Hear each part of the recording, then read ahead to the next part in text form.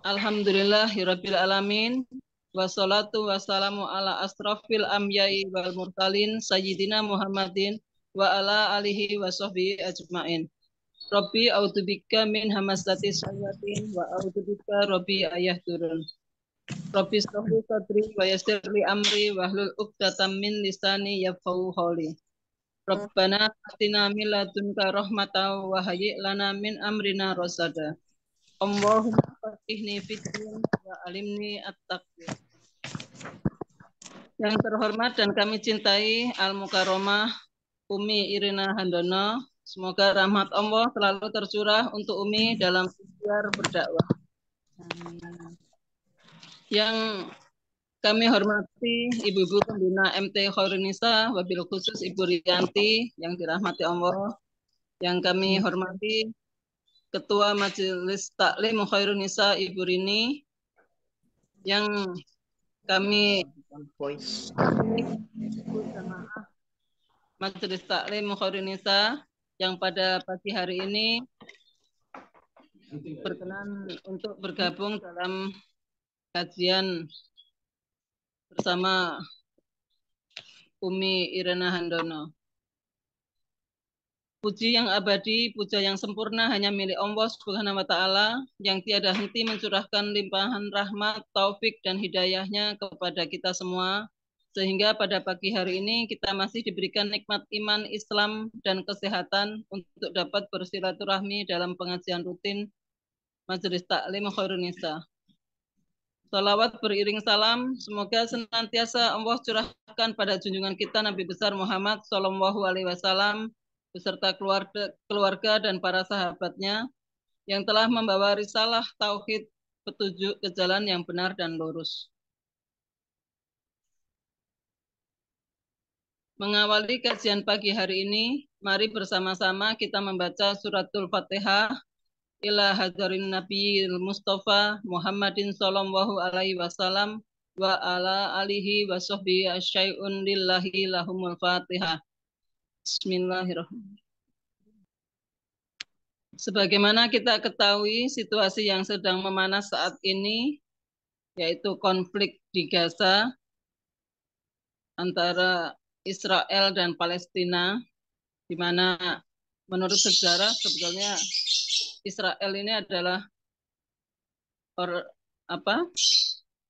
ditolong untuk tinggal di Palestina, tapi kemudian malah menguasai dan menjajah Palestina.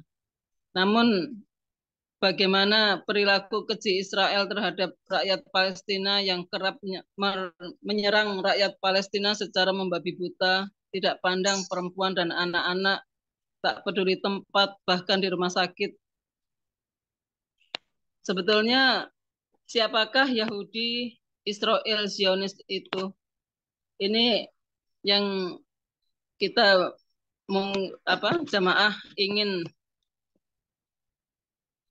mempelajari lebih dalam ilmu tentang tersebut, di mana Umi Irina Handono yang kita ketahui ahli di bidang sejarah Islam, di mana di dalam Al-Quran pun Allah sebutkan dalam surat Al-Baqarah 120, dan orang-orang Yahudi dan Nasrani tidak akan rela kepadamu Muhammad sebelum engkau mengikuti agama mereka.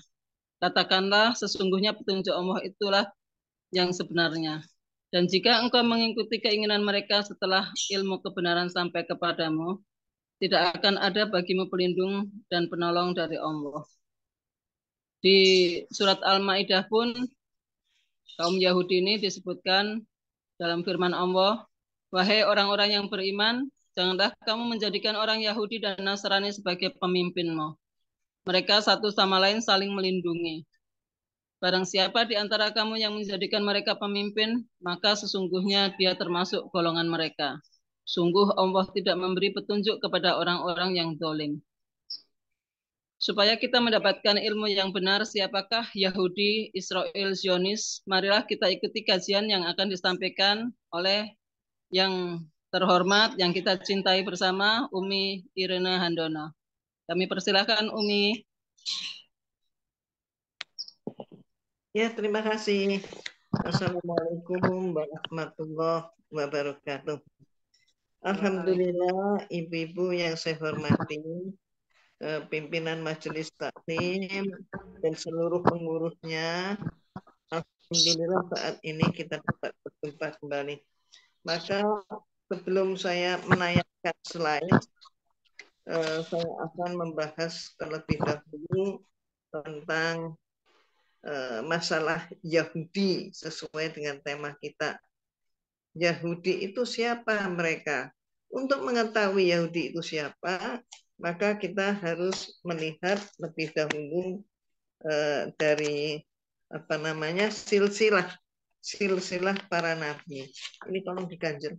Ya, maaf suara Umi masuk.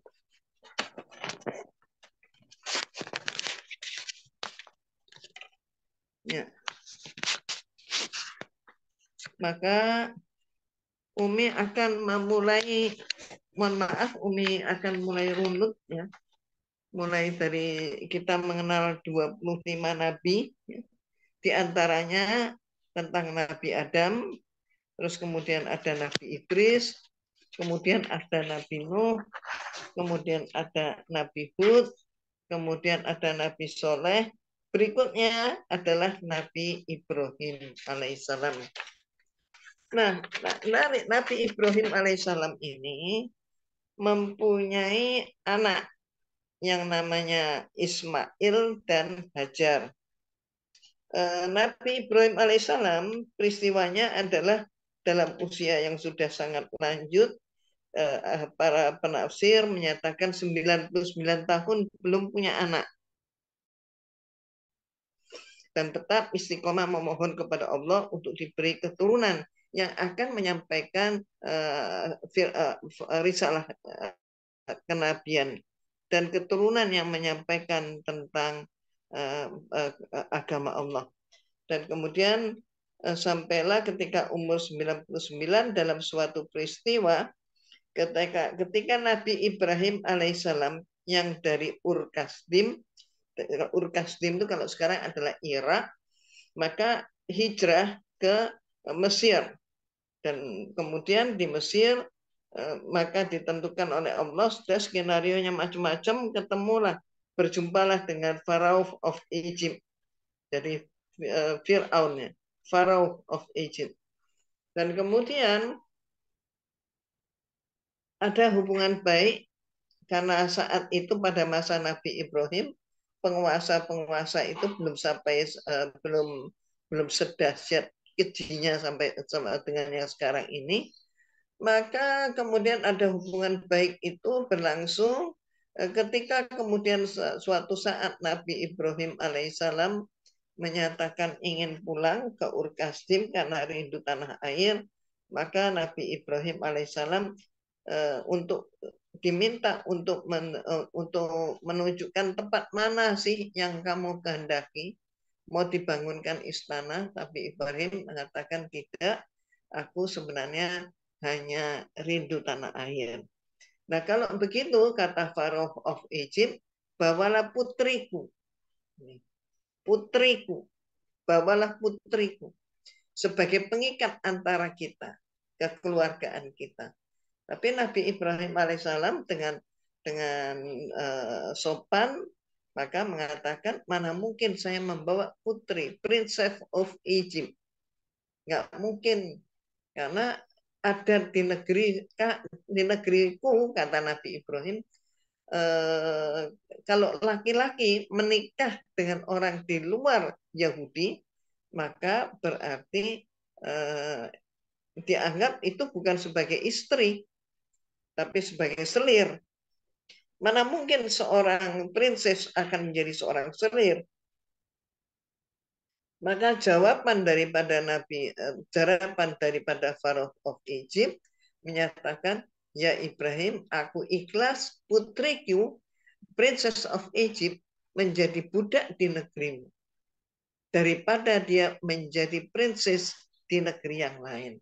Jadi berarti ungkapan menjadi budak ini adalah karena kerendahan hati dari Pharaoh of Egypt supaya Nabi Ibrahim mau mempersunting putrinya.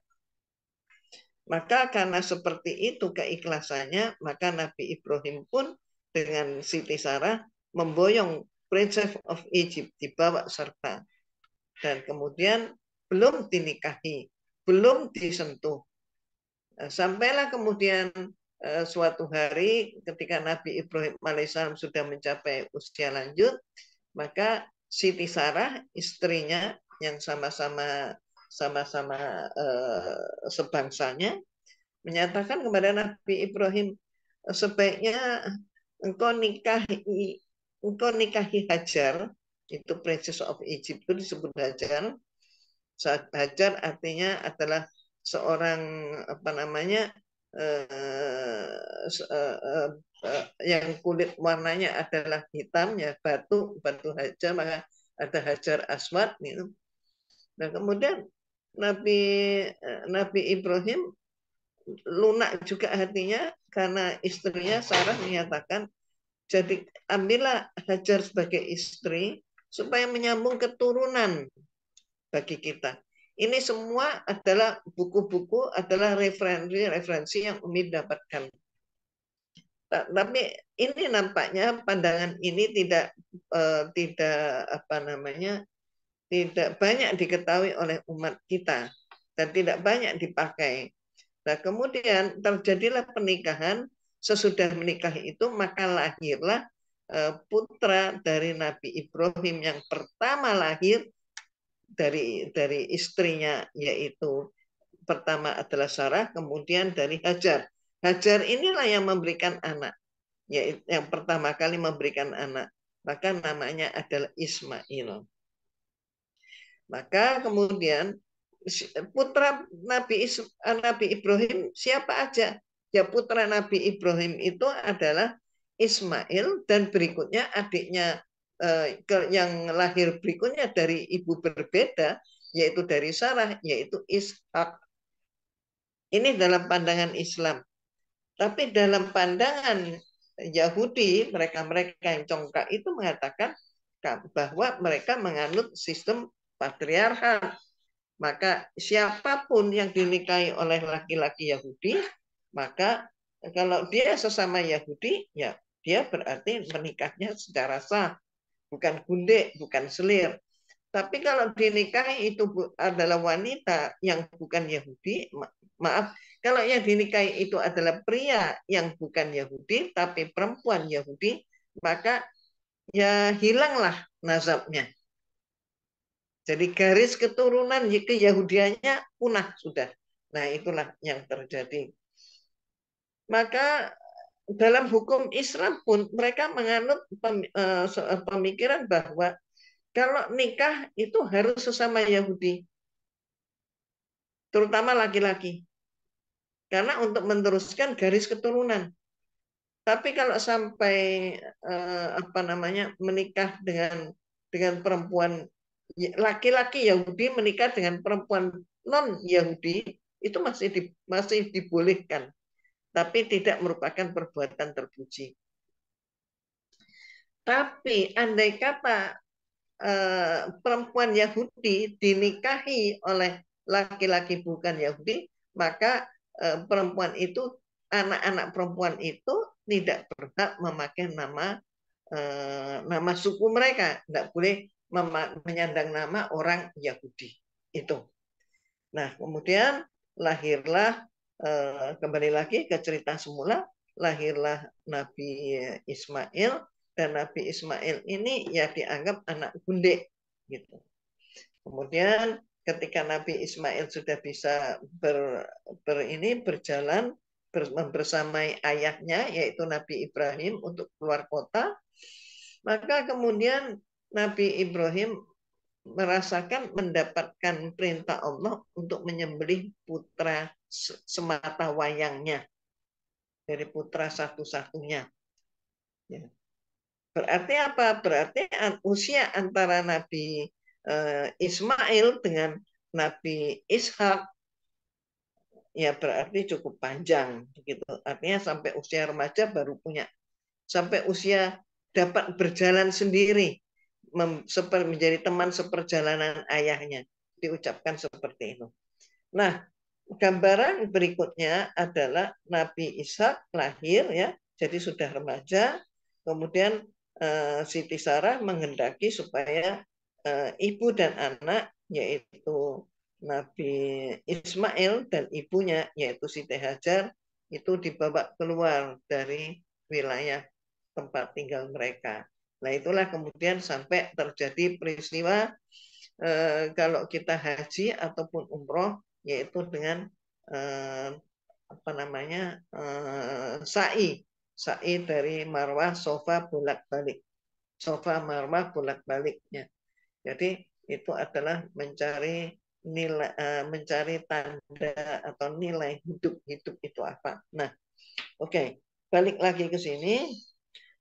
Adapun Nabi Ibrahim alaihissalam, ayah dari Nabi Ismail dan Nabi Ishak, jadi mempunyai banyak peristiwa dalam hidupnya.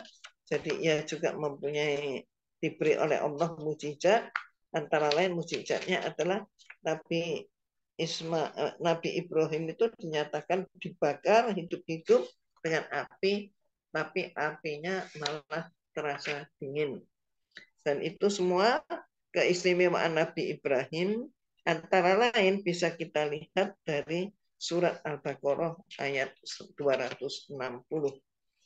Nah, kemudian kembali kepada Nabi Ibrahim berarti mempunyai anak Nabi Ismail dan kemudian mempunyai anak lagi yaitu Nabi Ishak. Ada satu sebutan di dalam Bible ini bisa menunjukkan bagaimana sikap mereka menghadapi orang-orang yang bukan Yahudi. Maka dikatakan di dalam Bible seorang anak laki yang lakunya seperti keledai liar. Nah, siapa yang disebutkan seorang anak laki sebagai yang lakunya sebagai keledai liar? Ternyata adalah Nabi Ismail yang saat itu mereka berdua, Nabi Ismail dan Nabi apa namanya Ishak bermain bersama dan kemudian permainannya mainan anak-anak itu menjadi rusak atau terampas lah begitu sehingga kemudian ibunya merasa marah tidak senang. Nah singkat kata setelah mereka dewasa maka Nabi Ishak pun kemudian menikah. Di dalam Al-Quran bagi kita umat Islam maka yang kita soroti adalah tentang Nabi Yakub dan keturunannya. Nabi Yakub ini pun kemudian setelah dewasa menikah maka mempunyai 12 orang anak dari 2 orang istri. Yang satu memberikan 10 orang anak, yang dua memberikan yang istri berikutnya memberikan 2 orang anak. 2 orang anak ini adalah Yusuf dan Bunyamin. Jadi kalau ibu urut-urutannya ingin mengetahui, tapi dari Nabi Ibrahim itu mempunyai anak Ismail, Nabi Ismail dan Nabi Ishak. Nah, kemudian dari silsilah Nabi Ishak turunlah Nabi Yakub. Nabi Yakub mempunyai 10 anak dan 2 orang anak lagi, yaitu berjumlahnya menjadi 12 orang anak. Nah, di dalam Bible disebutkan bahwa Nabi Ishak itu mempunyai 2 orang anak. Yang sulung adalah namanya Esau. Ini menurut Bible.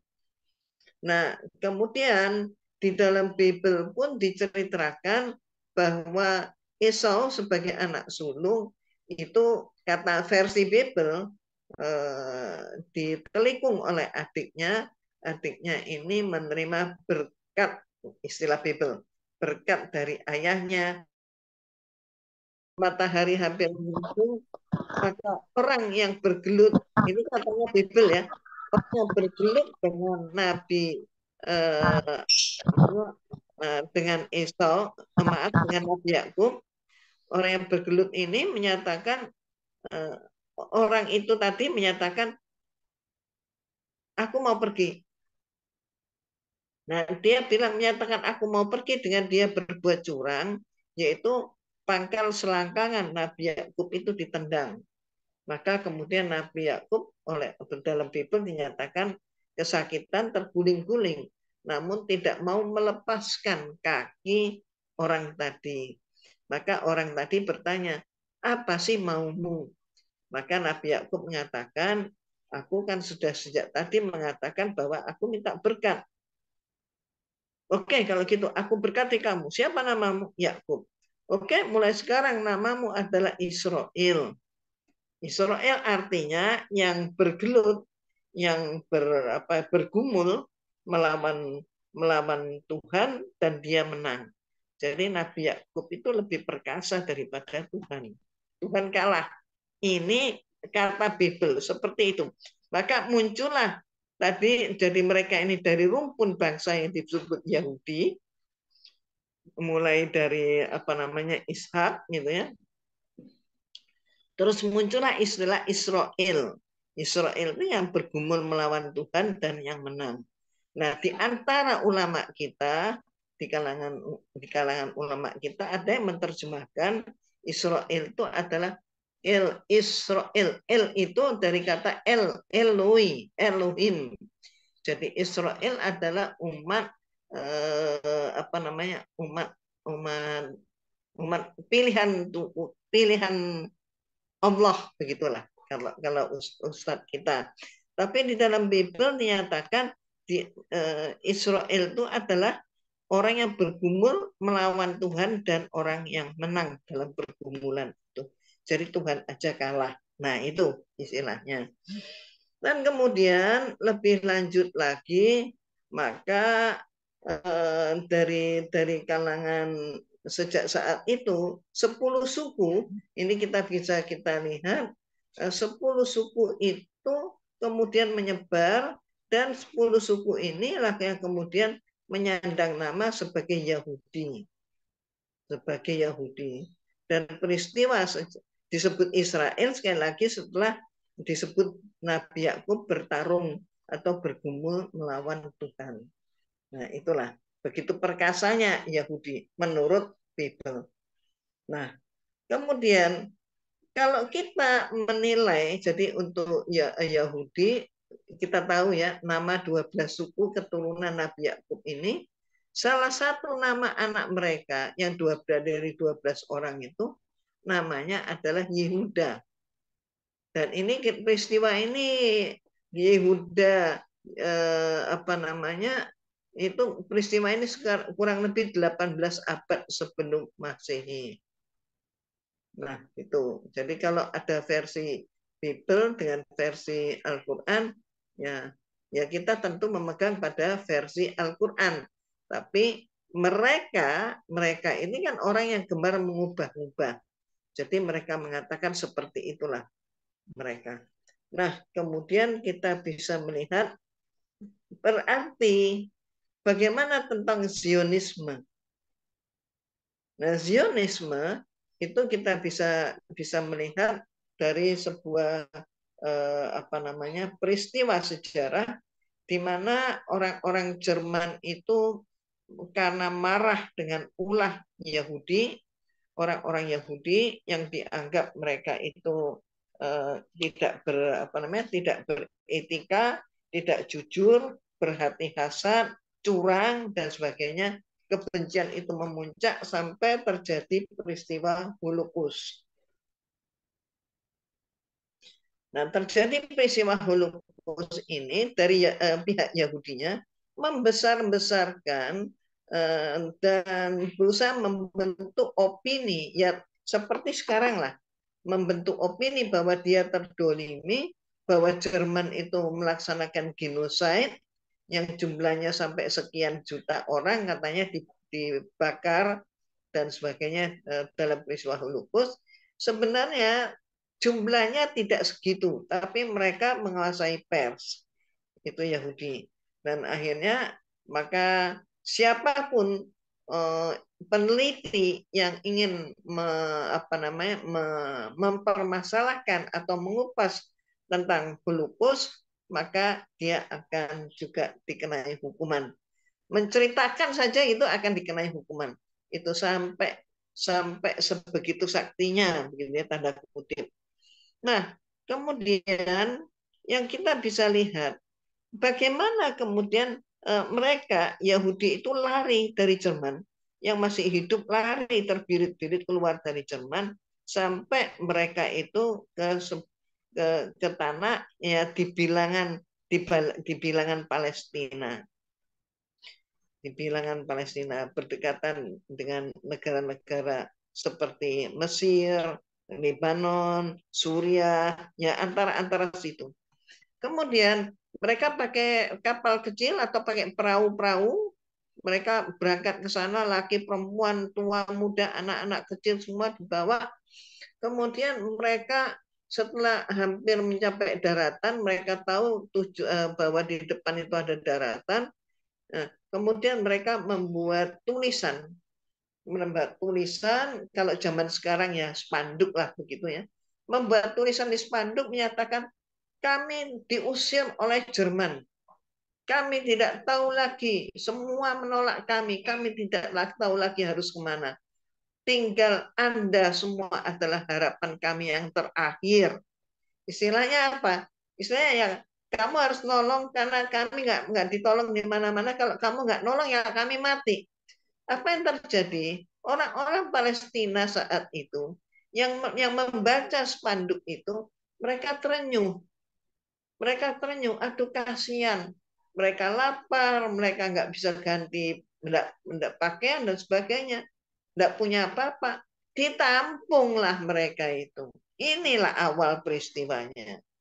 Maka mereka itu kemudian sudah ditampung, akhirnya masing-masing ya mendapatkan tanah, ya membeli tanah sebidang tanah seperti omongannya Theodor Herzl kepada Sultan Abdul Hamid kedua di Turki. Nah, akhirnya mereka menempati di Palestina. Jadi mereka ini orang yang terusir dari Jerman masuk ke Palestina. Dan berarti apa? Berarti mereka ini bukan darah Yahudi.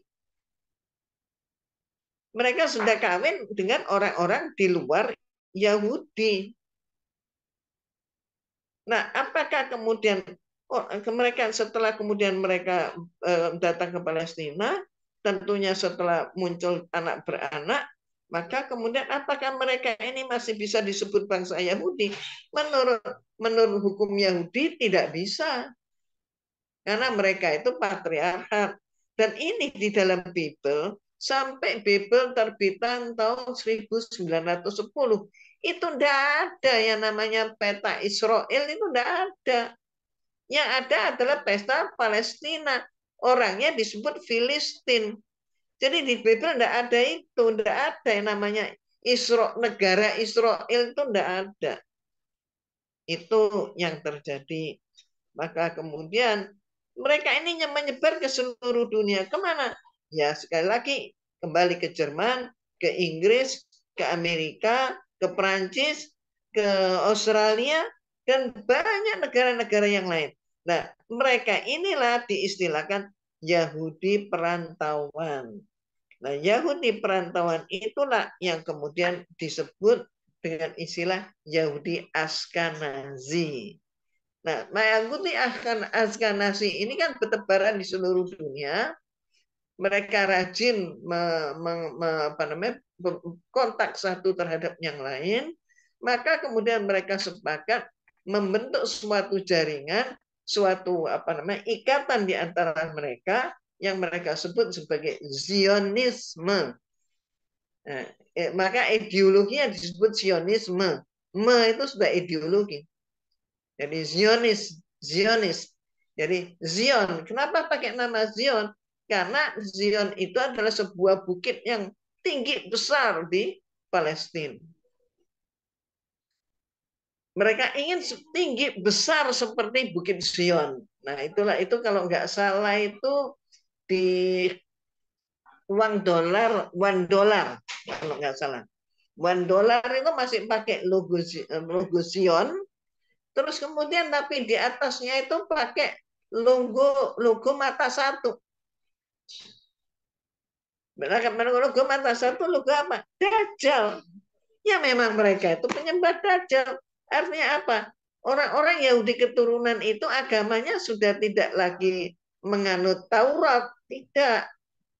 Tapi mereka ini sudah ada yang ateis, ada yang Kristen, ada yang agnostik, macam-macam. Ada yang aliran setan, yaitu apa namanya Dajjal, macam-macam. Jadi bukan lagi sebagai orang Yahudi. Orang Yahudi beragama Yahudi, tinggalnya juga di wilayah yang satu, ya itu sudah beda, nggak seperti yang sekarang ini. Maka kalau kita perhatikan mereka ini juga mempunyai bentangan luas yang semula itu sempit, maka kemudian melebar, melebar, melebar, dan Umi menyatakan seperti anak kos. Anak kos, ya semula dia hanya ngekos, dan kemudian dia jualan, misalnya aja jualan makanan, ini kan, makanan, kemudian pemilik kos, enggak usah masak Bu, enggak usah masak, kami aja yang masak. Ya janganlah, setidak-tidaknya kami harus bayarlah masakan. Oh iya Bu, jangan khawatir. Nanti ini ada harganya kok, ada harganya. Masak, ambil, kirim, dimakan. Ketika ditanya berapa harganya, ya udah nanti aja, gampang, udah gampang. Ayo ini saya bayar, enggak usah Bu, enggak usah dibayar. Nanti aja setelah 1 bulan sekaligus. Nah 1 bulan, kemudian oh murah juga, gitu kan ya. Lama-lama dari murah itu menjadi mohon maaf ya mahal gitu kan. Ya mereka ini kan tukang riba di dunia. Nah akibatnya apa? Akibatnya dengan cara-cara yang seperti itu, anak kos itu bisa menjadi tuan tanah, menjadi pemilik tanah. Ada orang butuh duit, jualnya kepada Yahudi. Nah akibatnya seperti itu. Maka Yahudi kemudian orang Zionis ini, si Zionis mengambil banyak sekali wilayah. Akhirnya yang semula tuan rumah itu saat ini sebagai orang numpang. Dan kemudian mereka, si Yahudi memerdekakan diri. Sebenarnya sebelum itu Palestina juga sudah minta merdeka. Tapi apa yang terjadi? PBB tidak mau memberikan kemerdekaan.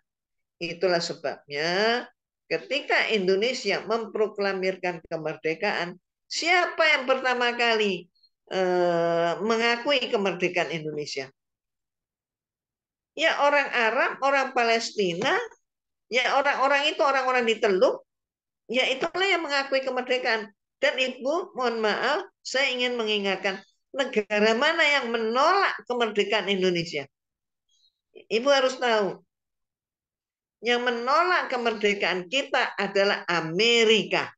Bagaimana Belanda? Ya Belanda nggak punya akal macam-macam. Dengan perundingan, maka Indonesia boleh merdeka tapi harus bayar sekian, sekian, sekian.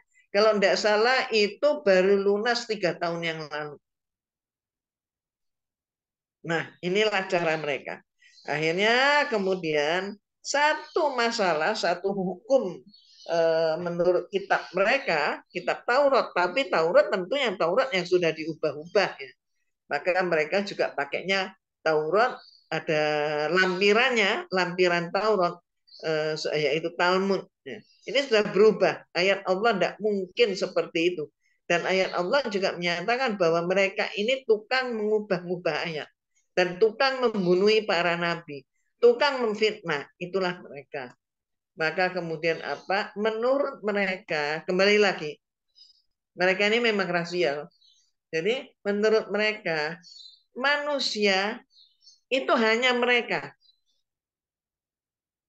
Di luar mereka, di luar Yahudi, di luar Zionis, mereka itu bukan manusia. Mereka itu adalah goyim. Nah ini, goyim itu terjemahannya dalam bahasa Suryani, dalam bahasa asli Nabi Isa alaihissalam, goyim itu adalah Ibrani lah, dalam bahasa Ibrani. Goyim itu adalah budak atau babi atau kera. atau anjing itu goyim. Jadi orang-orang itu si Zionis ini membantai orang-orang Islam itu dianggap itu ya mereka membunuh hama penyakit itu. Dan mereka membunuh, membantai wanita hamil pun dibedah perutnya, bayi-bayi pun dibunuhin dan sebagainya. Itu mereka beranggapan justru mereka berjasa. Kenapa membunuh goyim? Ini yang nggak banyak diungkap. Dan karena ketidakmengertian tentang sejarah, ketika mendengar misalnya ulasan tentang goyim itu siapa, mungkin pembicaranya akan dianggap sebagai orang rasial. Karena nggak tahu mereka.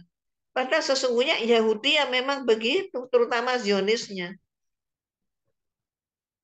Di dalam Bible saja, sekali lagi, kitab mereka ini kan banyak sekali yang diubah. Di dalam Bible saja, antara lain dikatakan ketika suatu hari Nabi Isa berjalan-jalan bersama dengan murid-muridnya, maka kemudian ada seorang perempuan dari Zero Fenisia, jadi berarti bukan Palestina ya, bukan wilayah mereka, maka kemudian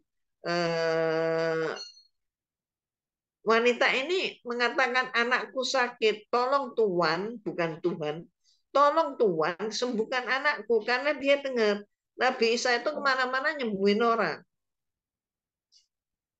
Nah, tapi ternyata nggak didengerin sama istilah dalam Bible Yesus tidak mendengarkan.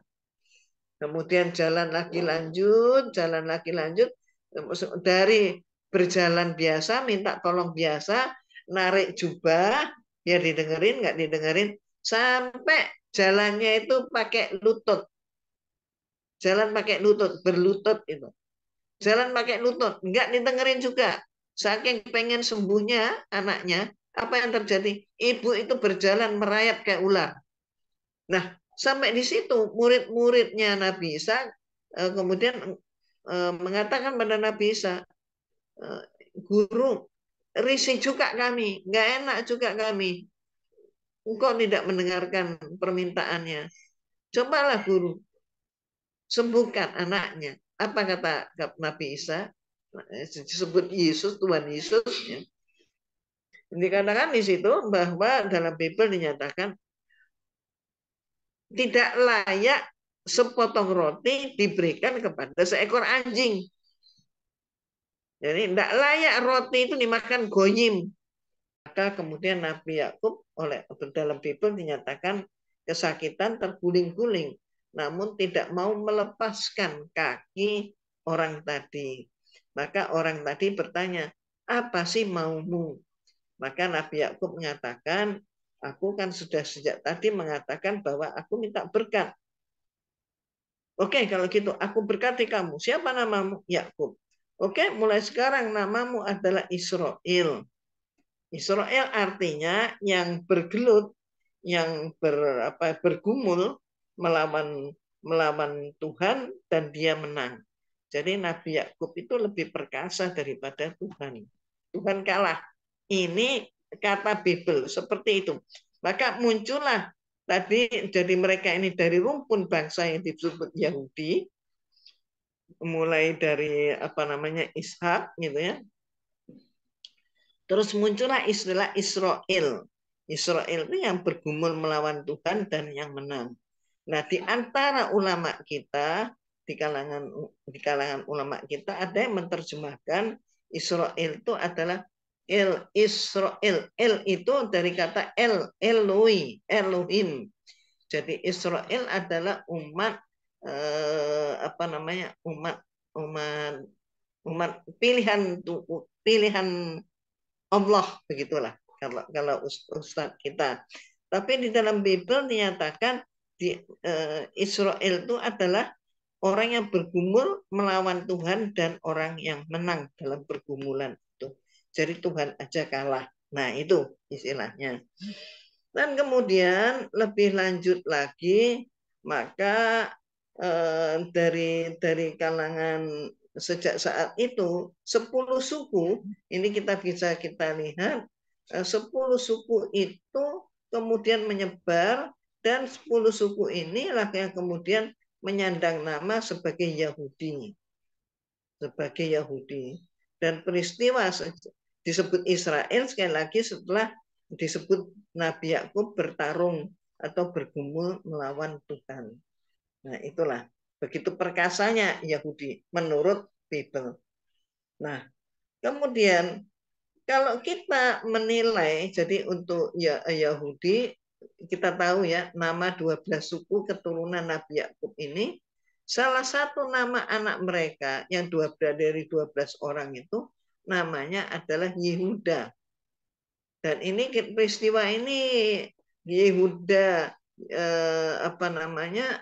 Itu peristiwa ini kurang lebih 18 abad sebelum Masehi. Nah, itu. Jadi kalau ada versi Bible dengan versi Al-Qur'an, ya kita tentu memegang pada versi Al-Qur'an. Tapi mereka ini kan orang yang gemar mengubah-ubah.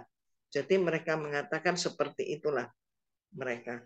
Nah, kemudian kita bisa melihat berarti bagaimana tentang Zionisme.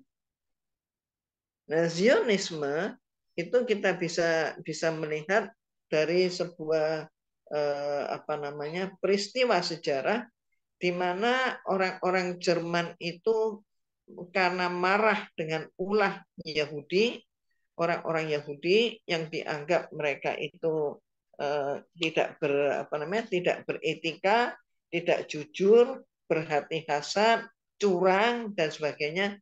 Kebencian itu memuncak sampai terjadi peristiwa Holocaust.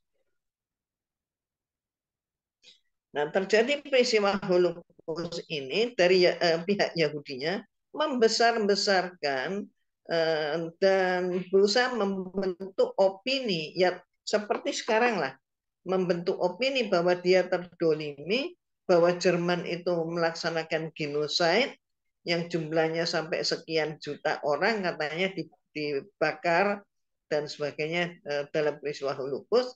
Sebenarnya jumlahnya tidak segitu, tapi mereka menguasai pers, itu Yahudi. Dan akhirnya maka siapapun peneliti yang ingin mempermasalahkan atau mengupas tentang Holocaust, maka dia akan juga dikenai hukuman. Menceritakan saja itu akan dikenai hukuman. Itu sampai sebegitu saktinya, begitu ya, tanda kutip. Nah, kemudian yang kita bisa lihat bagaimana kemudian mereka Yahudi itu lari dari Jerman, yang masih hidup lari terbirit-birit keluar dari Jerman sampai mereka itu ke tanah ya di bilangan Palestina. Di bilangan Palestina berdekatan dengan negara-negara seperti Mesir, Lebanon, Suriah, ya antara situ. Kemudian mereka pakai kapal kecil atau pakai perahu-perahu, mereka berangkat ke sana, laki, perempuan, tua, muda, anak-anak kecil semua dibawa. Kemudian mereka setelah hampir mencapai daratan, mereka tahu bahwa di depan itu ada daratan. Nah, kemudian mereka membuat tulisan kalau zaman sekarang ya spanduk lah begitu ya, membuat tulisan di spanduk menyatakan kami diusir oleh Jerman, kami tidak tahu lagi, semua menolak kami tidak tahu lagi harus kemana, tinggal Anda semua adalah harapan kami yang terakhir. Istilahnya apa? Istilahnya ya kamu harus nolong karena kami nggak ditolong di mana-mana, kalau kamu nggak nolong ya kami mati. Apa yang terjadi? Orang-orang Palestina saat itu yang membaca spanduk itu mereka terenyuh. Mereka terenyuh, aduh kasihan. Mereka lapar, mereka nggak bisa ganti enggak pakaian dan sebagainya. Nggak punya apa-apa. Ditampunglah mereka itu. Inilah awal peristiwanya. Maka mereka itu kemudian sudah ditampung, akhirnya masing-masing ya mendapatkan tanah. ya membeli tanah sebidang tanah seperti omongannya Theodor Herzl kepada Sultan Abdul Hamid II di Turki. Nah, akhirnya mereka menempati di Palestina. Jadi mereka ini orang yang terusir dari Jerman masuk ke Palestina. Dan berarti apa? Berarti mereka ini bukan darah Yahudi. Mereka sudah kawin dengan orang-orang di luar Yahudi. Nah, apakah kemudian mereka setelah kemudian mereka datang ke Palestina, tentunya setelah muncul anak beranak, maka kemudian apakah mereka ini masih bisa disebut bangsa Yahudi? Menurut hukum Yahudi tidak bisa, karena mereka itu patriarkat. Dan ini di dalam Bible, sampai Bible terbitan tahun 1910, itu tidak ada yang namanya peta Israel, itu tidak ada. Yang ada adalah pesta Palestina. Orangnya disebut Filistin. Jadi di Bible tidak ada itu, tidak ada yang namanya negara Israel itu tidak ada. Itu yang terjadi. Maka kemudian mereka ini menyebar ke seluruh dunia. Kemana? Ya sekali lagi kembali ke Jerman, ke Inggris, ke Amerika, ke Perancis, ke Australia, dan banyak negara-negara yang lain. Nah, mereka inilah diistilahkan Yahudi perantauan. Nah, Yahudi perantauan itulah yang kemudian disebut dengan istilah Yahudi Ashkenazi. Nah, Yahudi Ashkenazi ini kan bertebaran di seluruh dunia. Mereka rajin kontak satu terhadap yang lain. Maka kemudian mereka sepakat membentuk suatu jaringan, suatu ikatan di antara mereka yang mereka sebut sebagai Zionisme. Nah, maka ideologinya disebut Zionisme. Itu sudah ideologi. Jadi Zionis. Jadi Zion. Kenapa pakai nama Zion? Karena Zion itu adalah sebuah bukit yang tinggi besar di Palestina. Mereka ingin tinggi besar seperti Bukit Zion. Nah, itu kalau nggak salah itu di uang dolar, $1 kalau nggak salah. $1 itu masih pakai logo Zion. Terus kemudian tapi di atasnya itu pakai logo mata satu. Logo mata satu, logo apa? Dajjal. Ya memang mereka itu penyembah Dajjal. Artinya apa? Orang-orang Yahudi keturunan itu agamanya sudah tidak lagi menganut Taurat. Tidak. Tapi mereka ini sudah ada yang ateis, ada yang Kristen, ada yang agnostik, macam-macam. Ada yang aliran setan, yaitu Dajjal, macam-macam. Jadi bukan lagi sebagai orang Yahudi. Orang Yahudi beragama Yahudi, tinggalnya juga di wilayah yang satu, ya itu sudah beda, nggak seperti yang sekarang ini. Maka kalau kita perhatikan, mereka ini juga mempunyai bentangan luas yang semula itu sempit, maka kemudian melebar, dan Umi menyatakan seperti anak kos. Anak kos yang semula dia hanya ngekos, dan kemudian dia jualan, misalnya aja jualan makanan, ini makanan, kemudian pemilik kos enggak usah masak Bu, enggak usah masak, kami aja yang masak. Ya janganlah, setidak-tidaknya kami harus bayarlah masakan. Oh iya Bu, jangan khawatir. Nanti ini ada harganya kok, ada harganya. Masak, ambil, kirim, dimakan. Ketika ditanya berapa harganya, ya udah nanti aja, gampang, udah gampang. Ayo ini saya bayar, enggak usah Bu, enggak usah dibayar. Nanti aja setelah 1 bulan sekaligus. Nah, 1 bulan kemudian murah juga, gitu kan ya. Lama-lama dari murah itu menjadi mohon maaf ya mahal gitu kan. Ya mereka ini kan tukang riba. tukang riba di dunia. Nah, akibatnya apa? Akibatnya dengan cara-cara yang seperti itu, anak kos itu bisa menjadi tuan tanah, menjadi pemilik tanah. Ada orang butuh duit, jualnya kepada Yahudi. Nah, akibatnya seperti itu. Maka Yahudi kemudian orang Zionis ini, si Zionis mengambil banyak sekali wilayah. Akhirnya yang semula tuan rumah itu saat ini sebagai orang numpang. Dan kemudian mereka, si Yahudi memerdekakan diri. Sebenarnya sebelum itu Palestina juga sudah minta merdeka. Tapi apa yang terjadi? PBB tidak mau memberikan kemerdekaan. Itulah sebabnya ketika Indonesia memproklamirkan kemerdekaan, siapa yang pertama kali mengakui kemerdekaan Indonesia? Ya orang Arab, orang Palestina, ya orang-orang itu orang-orang di Teluk, ya itulah yang mengakui kemerdekaan. Dan Ibu, mohon maaf, saya ingin mengingatkan, negara mana yang menolak kemerdekaan Indonesia? Ibu harus tahu, yang menolak kemerdekaan kita adalah Amerika.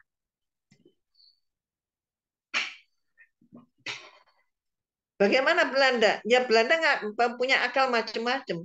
Dengan perundingan, maka Indonesia boleh merdeka tapi harus bayar sekian, sekian, sekian. Kalau tidak salah itu baru lunas 3 tahun yang lalu. Nah, inilah cara mereka. Akhirnya kemudian satu masalah, satu hukum menurut kitab mereka, kitab Taurat, tapi Taurat tentunya Taurat yang sudah diubah-ubah ya. Maka mereka juga pakainya Taurat, ada lampirannya, lampiran Taurat, yaitu Talmud. Ini sudah berubah. Ayat Allah tidak mungkin seperti itu. Dan ayat Allah juga menyatakan bahwa mereka ini tukang mengubah-ubah ayat. Dan tukang membunuh para nabi. Tukang memfitnah. Itulah mereka. Maka kemudian apa? Menurut mereka, kembali lagi, mereka ini memang rasial. Jadi menurut mereka, manusia itu hanya mereka. Di luar mereka, di luar Yahudi, di luar Zionis, mereka itu bukan manusia. Mereka itu adalah goyim. Nah ini, goyim itu terjemahannya dalam bahasa Suryani, dalam bahasa asli Nabi Isa alaihissalam, goyim itu adalah Ibrani lah, dalam bahasa Ibrani. Goyim itu adalah budak atau babi atau kera atau anjing, itu goyim. Jadi orang-orang itu si Zionis ini membantai orang-orang Islam itu dianggap itu ya mereka membunuh hama penyakit itu. Dan mereka membunuh, membantai wanita hamil pun dibedah perutnya, bayi-bayi pun dibunuhin dan sebagainya. Itu mereka beranggapan justru mereka berjasa. Kenapa? Membunuh goyim. Ini yang nggak banyak diungkap. Dan karena ketidakmengertian tentang sejarah, ketika mendengar misalnya ulasan tentang goyim itu siapa, mungkin pembicaranya akan dianggap sebagai orang rasial. Karena nggak tahu mereka. Padahal sesungguhnya Yahudi yang memang begitu, terutama Zionisnya. Di dalam Bible saja, sekali lagi, kitab mereka ini kan banyak sekali yang diubah.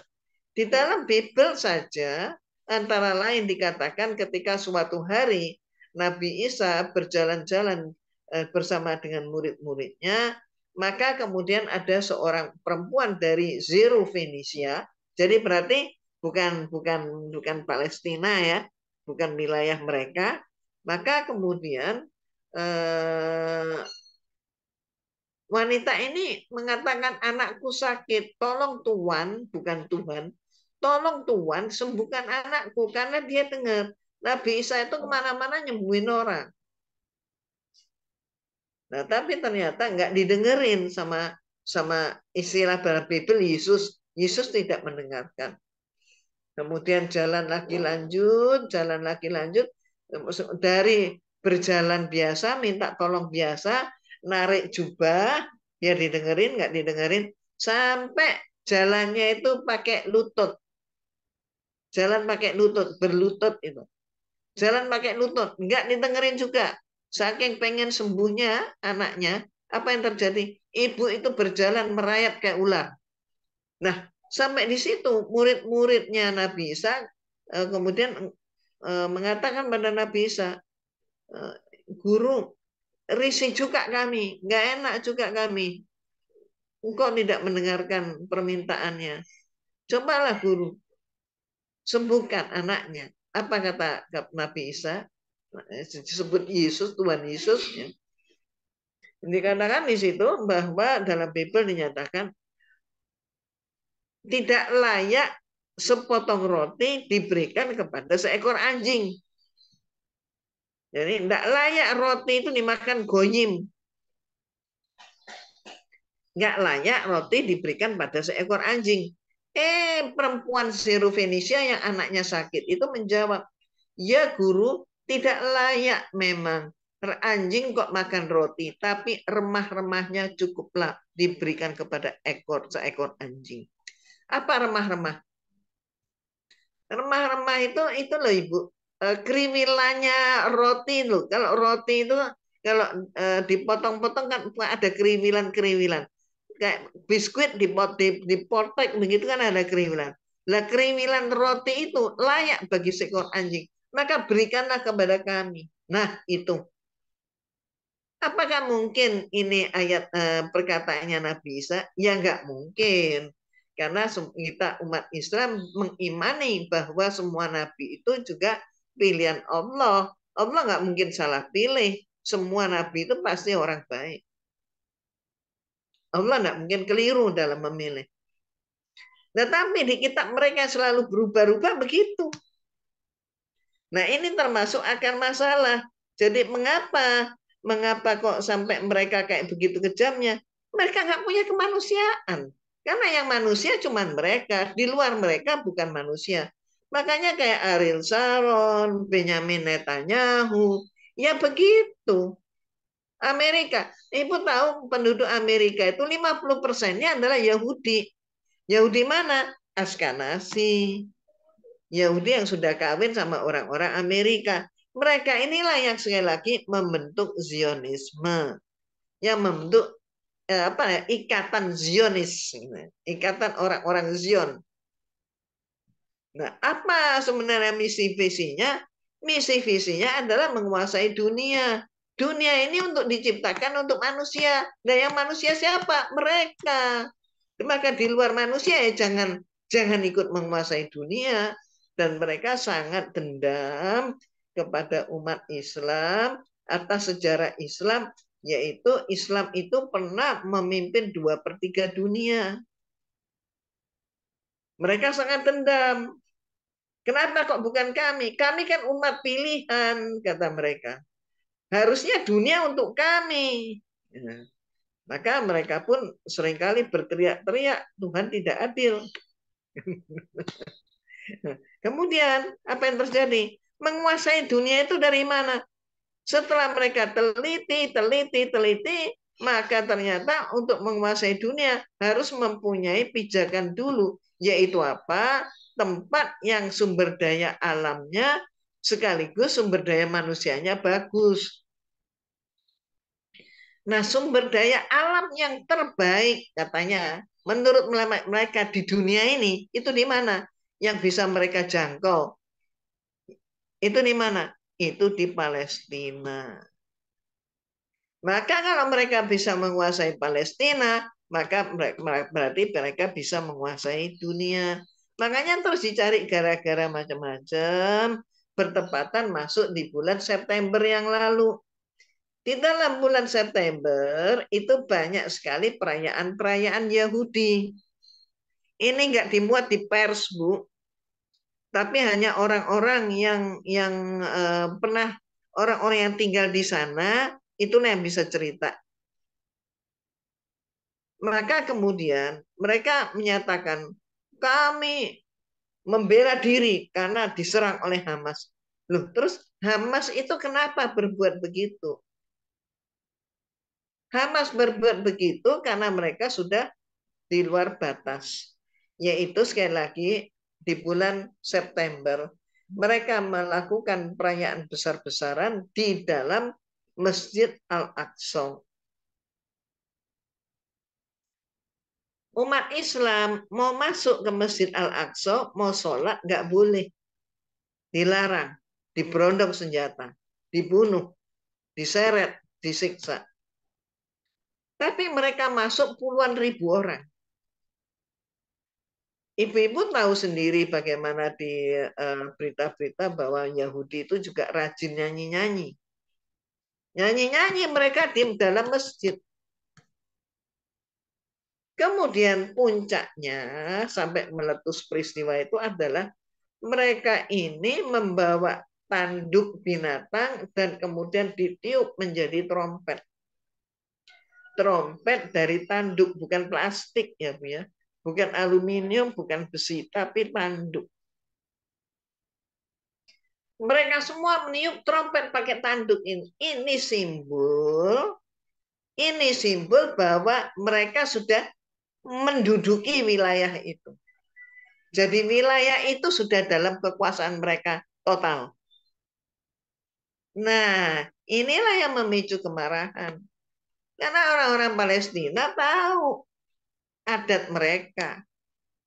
Apa simbol itu? Simbol itu adalah menandakan bahwa mereka sudah mempunyai wewenang penuh atas Al-Aqsa.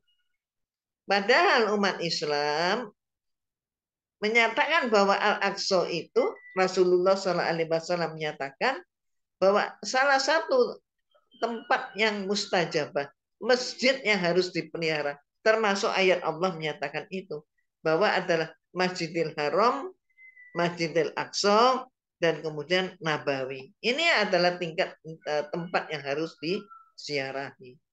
Nah, maka mereka rebut itu. Kalau sampai umat Islam sudah direbut Al-Aqsa, diam, selesai sudah.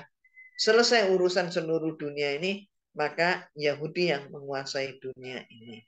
Nah, itulah yang terjadi itu.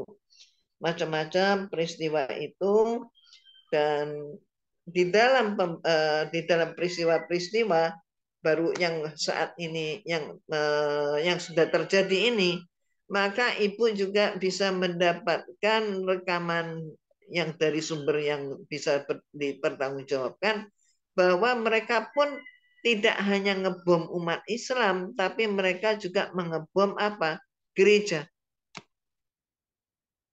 Mereka ngebom gereja. Loh, kenapa kok gereja dibom? Lah ya inilah kelakuan mereka. Orang Islam seringkali nggak ngerti, Bu, bahwa orang Kristen juga seringkali nggak ngerti. Tertipu mereka karena kebodohan mereka. Bahwa orang dalam pandangan orang Yahudi, Nabi Isa itu bukan Tuhan. Nabi Isa itu, mohon maaf, bagi orang Yahudi bukan nabi. Tapi Nabi Isa itu adalah anak jadah, anak haram yang dilahirkan oleh, kalau Kristen bilang Bunda Maria, kalau umat Islam bilang Siti Maryam binti Imran, kalau orang Yahudi mengatakan Maria itu adalah perempuan jalang. Jadi apa? Perempuan jalang itu apa? Pelacur. Itu Yahudi. Maka Yahudi ini kan mempunyai prioritas. Amerika itu kan banyak Kristennya juga, 50% mungkin kurang lah. Nah, kekuatan mereka masih bisa dipakai sama Yahudi. Maka mereka nggak mau melawan yang lain-lain. Yang dilawan sekarang adalah umat Islam. Dikeroyok rame-rame, Kristennya juga ngeroyok. Maka sampailah kemudian orang Kristen pro sama mereka. Juga banyak sekali orang-orang Kristen yang nggak ngerti sejarah mengatakan ya Yesus itu kan orang Yahudi. Nah, ini. Padahal semua ini adalah ulah daripada Zionis. Nah, ibu-ibu yang dirahmati oleh Allah, mari kita menyaksikan dengan seksama. Umi juga ada apa namanya? Kalau ibu mau tahu gimana sih asal usulnya apa namanya Zionis, coba Umi pakai slide ya Bu ya, ada ya. Nih, Umi yang share ya. Tragedi Gaza ya, Palestina bukan sekedar isu kemanusiaan. Berikutnya lagi. Ini adalah korban rakyat Palestina. Data saat itu 8.100 Muslim syahid, 20.242 orang terluka. Itu ketika slide ini Umi buat sebulan yang lalu. Nah, Ibu juga tentu tahu bahwa Menteri Pendidikan Palestina sudah menutup sekolah semuanya ditutup. Kenapa? Karena semua muridnya sudah mati syahid. Kita lihat slide berikutnya lagi. Ini Ibu yang saya sebutkan tadi, yang semula anak kos, dari gambar sebelah kanan ya Bu ya. Maaf, dari gambar sebelah kiri. Anak kosnya itu yang warnanya putih Bu. Yang warna hijau, tua, kehitaman, itulah Palestina. Ya Bu ya. Itulah mereka masuk membeli tanah orang-orang Palestina. Akhirnya mereka bisa membentuk titik-titik ini. Itu tahun 46 Bu, 1946. Tahun 1947 yang anak kos itu udah membesar Bu. Hanya dalam waktu setahun ya. Itu membesar, mereka putihnya di bagian bawah lebih gede. Yang ini Gaza itu tinggal dikit. Nah, ini hijaunya. Tapi tahun 67, berarti berapa tahun, Bu? 20 tahun berikutnya, itu yang putihnya ini lebih gede daripada Palestinanya. Terus tahun 2010, kebalik total. Yang putih menjadi mayoritas. Anak kosnya menjadi memiliki tanah. Pemilik rumah kos menjadi hanya titik-titik, terbalik sudah. Inilah kenyataannya. Dan kita lihat lagi slide berikutnya. Pertanyaannya, apakah benar Israel itu tanah milik Palestina? Ya, tadi sudah mulai ulasan Umi sudah ini Bu ya, sudah menjelaskan. Nah sekarang Umi meneropong, siapakah Zionisme? Bagaimana asal usulnya Zionis? Ini kita harus tahu. Mereka itu adalah dari bangsa Khazar. Bangsa Khazar itu di mana? Kita lihat. Nah, ini Ibu ada buku Pictorial History of the Jewish People oleh Nathan Ausubel. Umi baca ya. Orang Khazar adalah fenomena yang tidak biasa selama abad pertengahan. Dikelilingi suku buas dan nomaden. Mereka mengantongi keuntungan dari negara-negara maju. Pemerintahan yang terstruktur, pasukan yang kuat, perdagangan yang luas dan makmur. Pada waktu itu, ketika wilayah Eropa, Bu ya, Eropa di benua Eropa, diliputi sikap fanatisme buta dan kebutuhan tak terkira dan dalam memperebutkan dominasi atas Eropa Barat, negara bagian Khazar itu terkenal dengan keadilan dan toleransinya. Orang-orang yang dianiaya karena keyakinan mereka yang mereka anut berbondong-bondong mendatangi Khazaria. Bagaikan bintang berkilauan, bersinar terang di cakrawala suram. Langit Eropa memudar tanpa meninggalkan jejak. Jadi orang-orang Khazar saat itu mereka itu masih pagan, Bu. Itu welcome dengan orang-orang asing dan toleransinya besar. agama ya nggak perlu gitu ya. Maka masuklah mereka ke sana. Berikut. Vasily Gregory. Dia seorang sejarawan dan orientalis Rusia. Ini Umi singkat ya Bu ya. Ini kalimatnya. Gazaria adalah satu tempat dalam dunia abad pertengahan orang Yahudi menjadi tuan rumah bagi dirinya sendiri.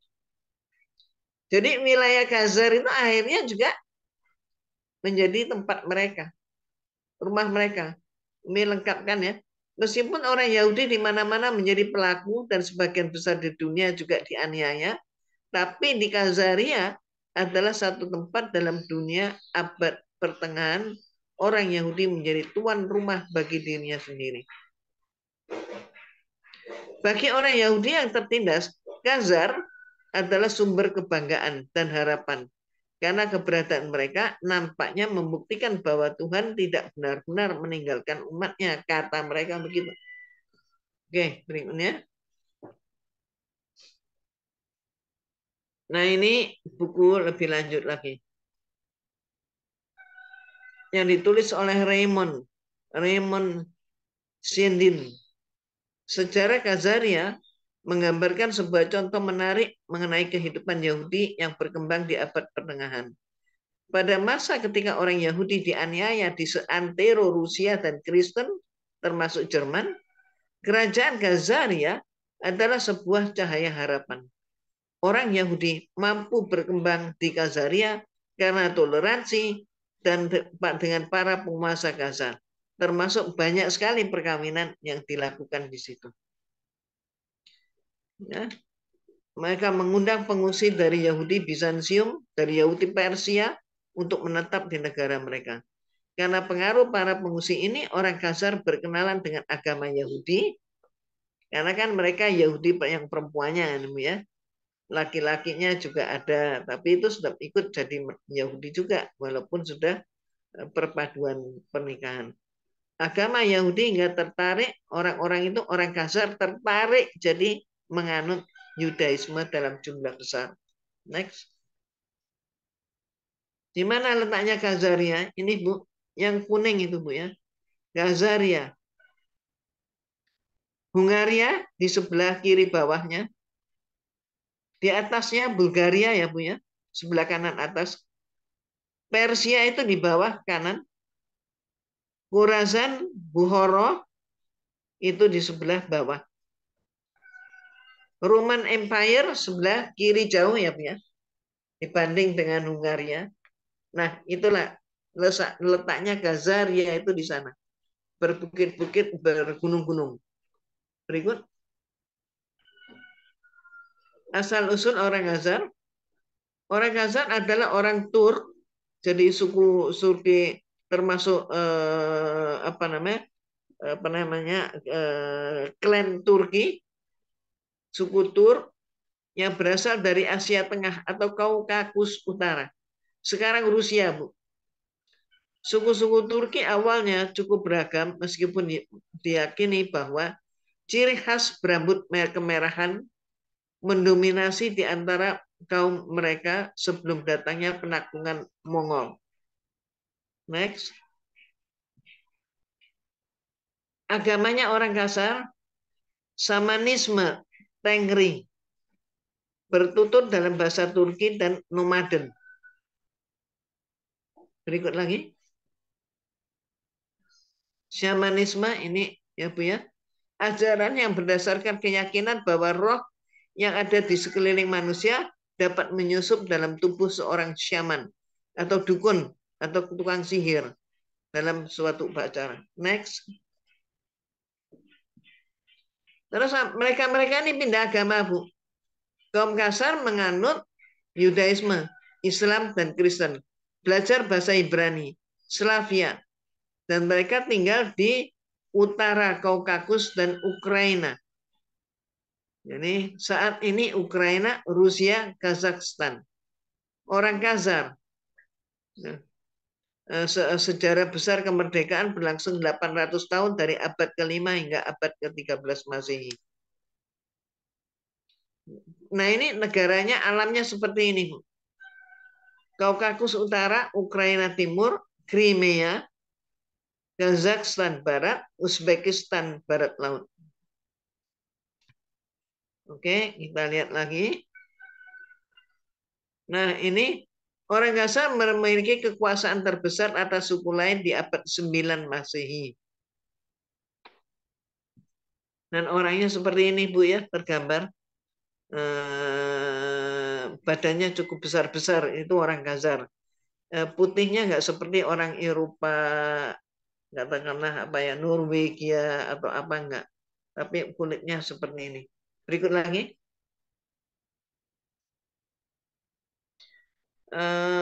Khazar ya. Nah ini yang lainnya kedua Bu ya.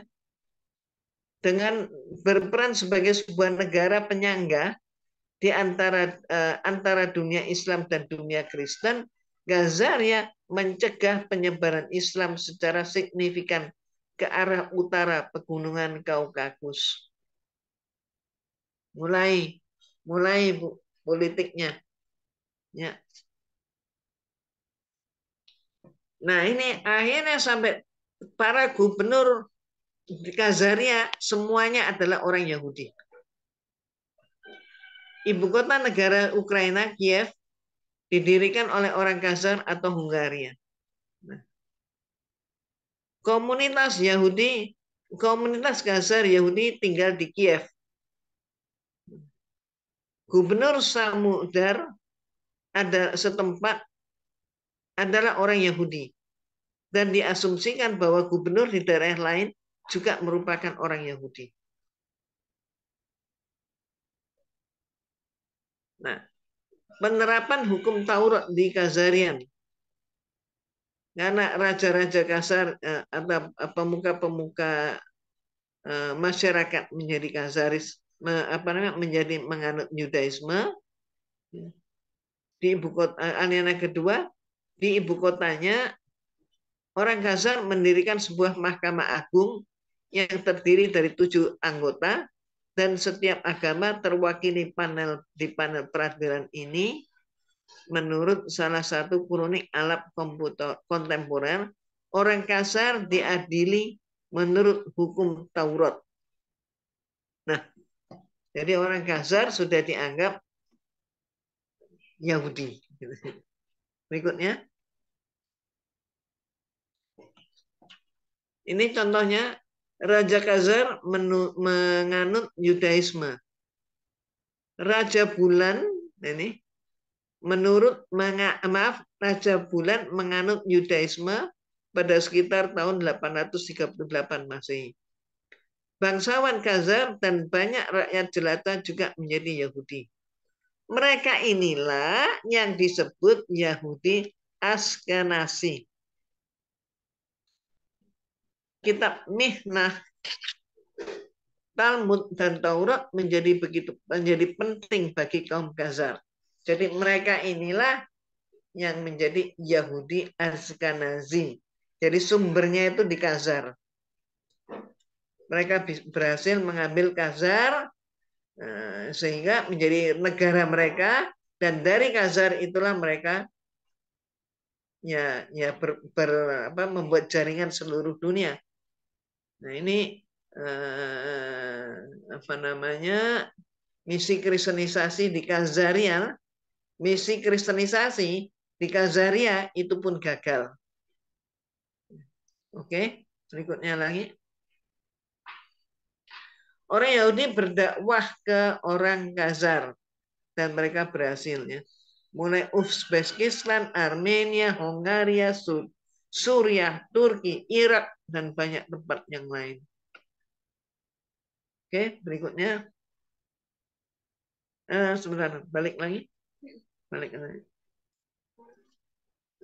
Menganut Yudaisme mungkin juga merupakan simbol kemerdekaan politik bagi Khazaria yang menjaga keseimbangan kekuasaan antara khilafah Muslim dan kekaisaran Bizantium Kristen. Nah, mereka mengambil poin di situ. Berikutnya.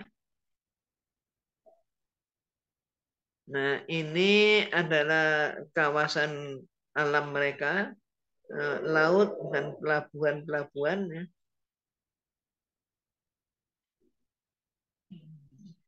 Komunitas Yahudi, alinea kedua, komunitas Yahudi Crimea bertambah oleh datangnya pengungsi Yahudi yang melarikan diri dari pemberontakan Mazdak di Persia, penganiayaan oleh Kaisar Bizantium Leo ketiga, Romanus Nekapenus, dan berbagai penyebab lainnya. Mereka semua Yahudi-Yahudi dari negara manapun ditampung oleh mereka. Nah, nih, abad ke-7, Palestina bagian wilayah sebagai khilafah Islam. Wilayah Palestina awalnya berada di bawah kekuasaan Bizantium Timur. Ini sejarah abad pertengahan ya, Bu ya. Ya bukan ya abad ke-7 lah. Pada masa Khalifah Umar bin Khattab. Ini fotonya Umar bin Khattab sebelah kiri. Palestina masuk dalam wilayah khilafah Islamiyah tahun 638. Dengan peristiwa apa, Bu? Peristiwanya tahun 638 Masehi terjadi pertempuran antara umat Islam di bawah pimpinan Umar bin Khattab, sahabat Rasulullah, dengan dengan kekuasaan Bizantium, Kristen Timur, maka mereka kalah. Terus kemudian penyerahan kota suci itu dilakukan oleh Patriark Sapronius. Kalau Umi menyebut Sapronikus, tapi banyak buku yang menyatakan Sapronius kepada khilafah Umar bin Khattab. Jadi kalah perang, terus Patriark itu kalau kita terjemahkan dalam bahasa Indonesia adalah uskup. Jadi uskup Patriark Sapronius dia menyerahkan kunci. Kunci apa?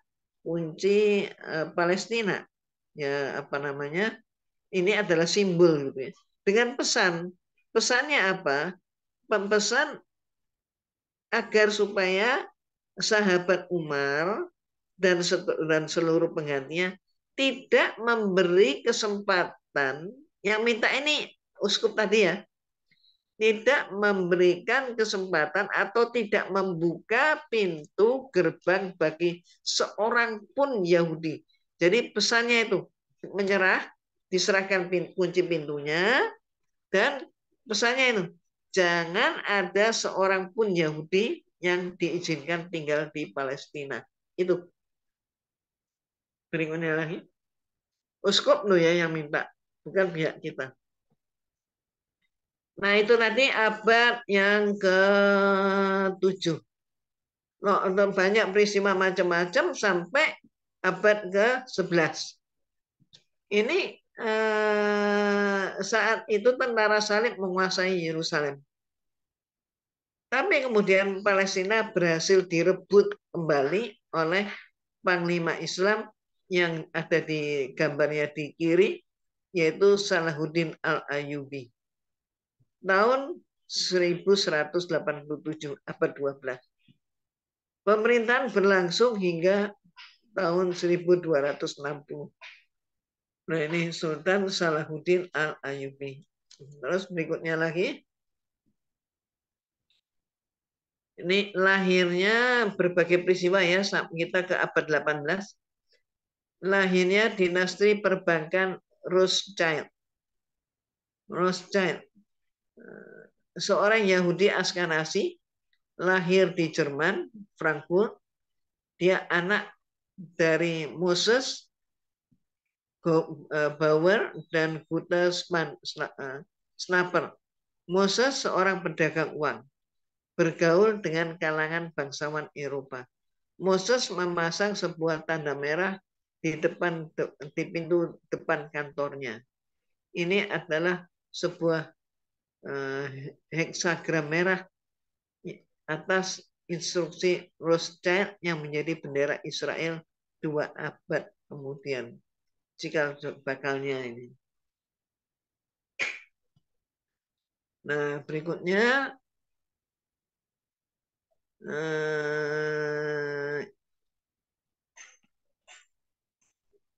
Awal, nah kalau Ibu kita berbicara tentang apa namanya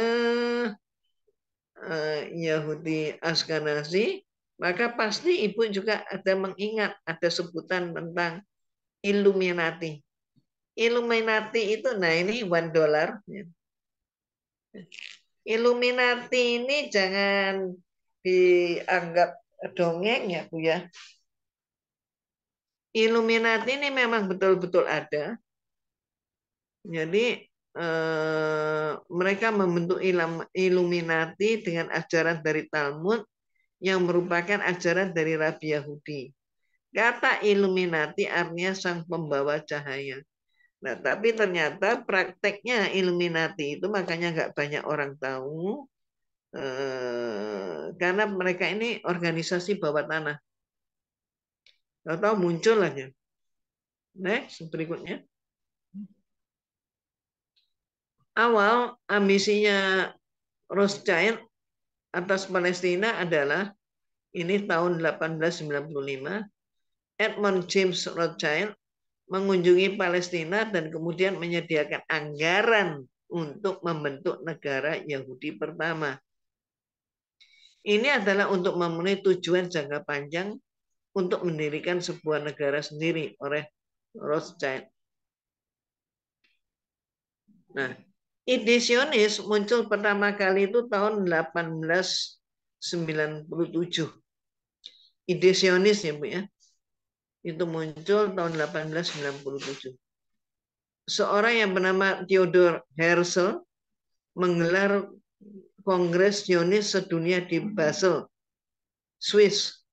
Peserta Kongres pertama Zionis mengeluarkan resolusi bahwa umat Yahudi tidaklah sekedar umat beragama, namun adalah bangsa dengan tekad bulat untuk hidup secara berbangsa dan bernegara.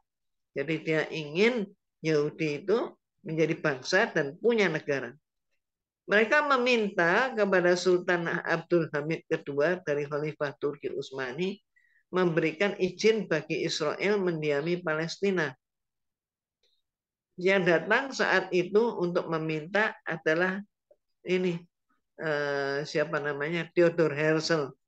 Dia datang minta kepada Sultan Abdul Hamid dan dia bilang kalau Sultan Abdul Hamid berkenan memberikan sejengkal tanah, sebidang tanah, tapi menjadi berjengkal-jengkal, maka seluruh hutang Turki saat itu, Turki lemah Bu keuangannya, maka seluruh hutang Turki akan dibuat lunas, dibayar oleh Zionis. Apa jawaban Sultan Abdul Hamid? Dengan tegas menyatakan tidak akan melepas bumi Palestina kendati nyawa menjadi taruhannya. Jadi nggak berhasil sama sekali. Nah, ini kita masuk pada tahun 1916.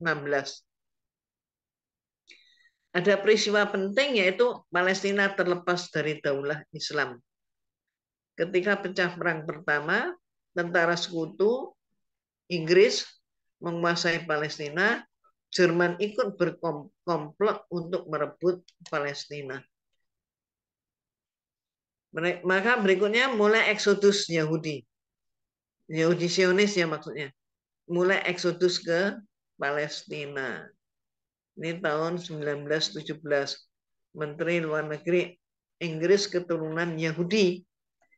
Nah, Arthur James Balfour yang terkenal deklarasi Balfour memberitahu pemimpin Zionis Inggris Lord Rothschild, Inggris akan memperkokoh pemukiman Yahudi di Palestina dan membantu pembentukan tanah air Yahudi.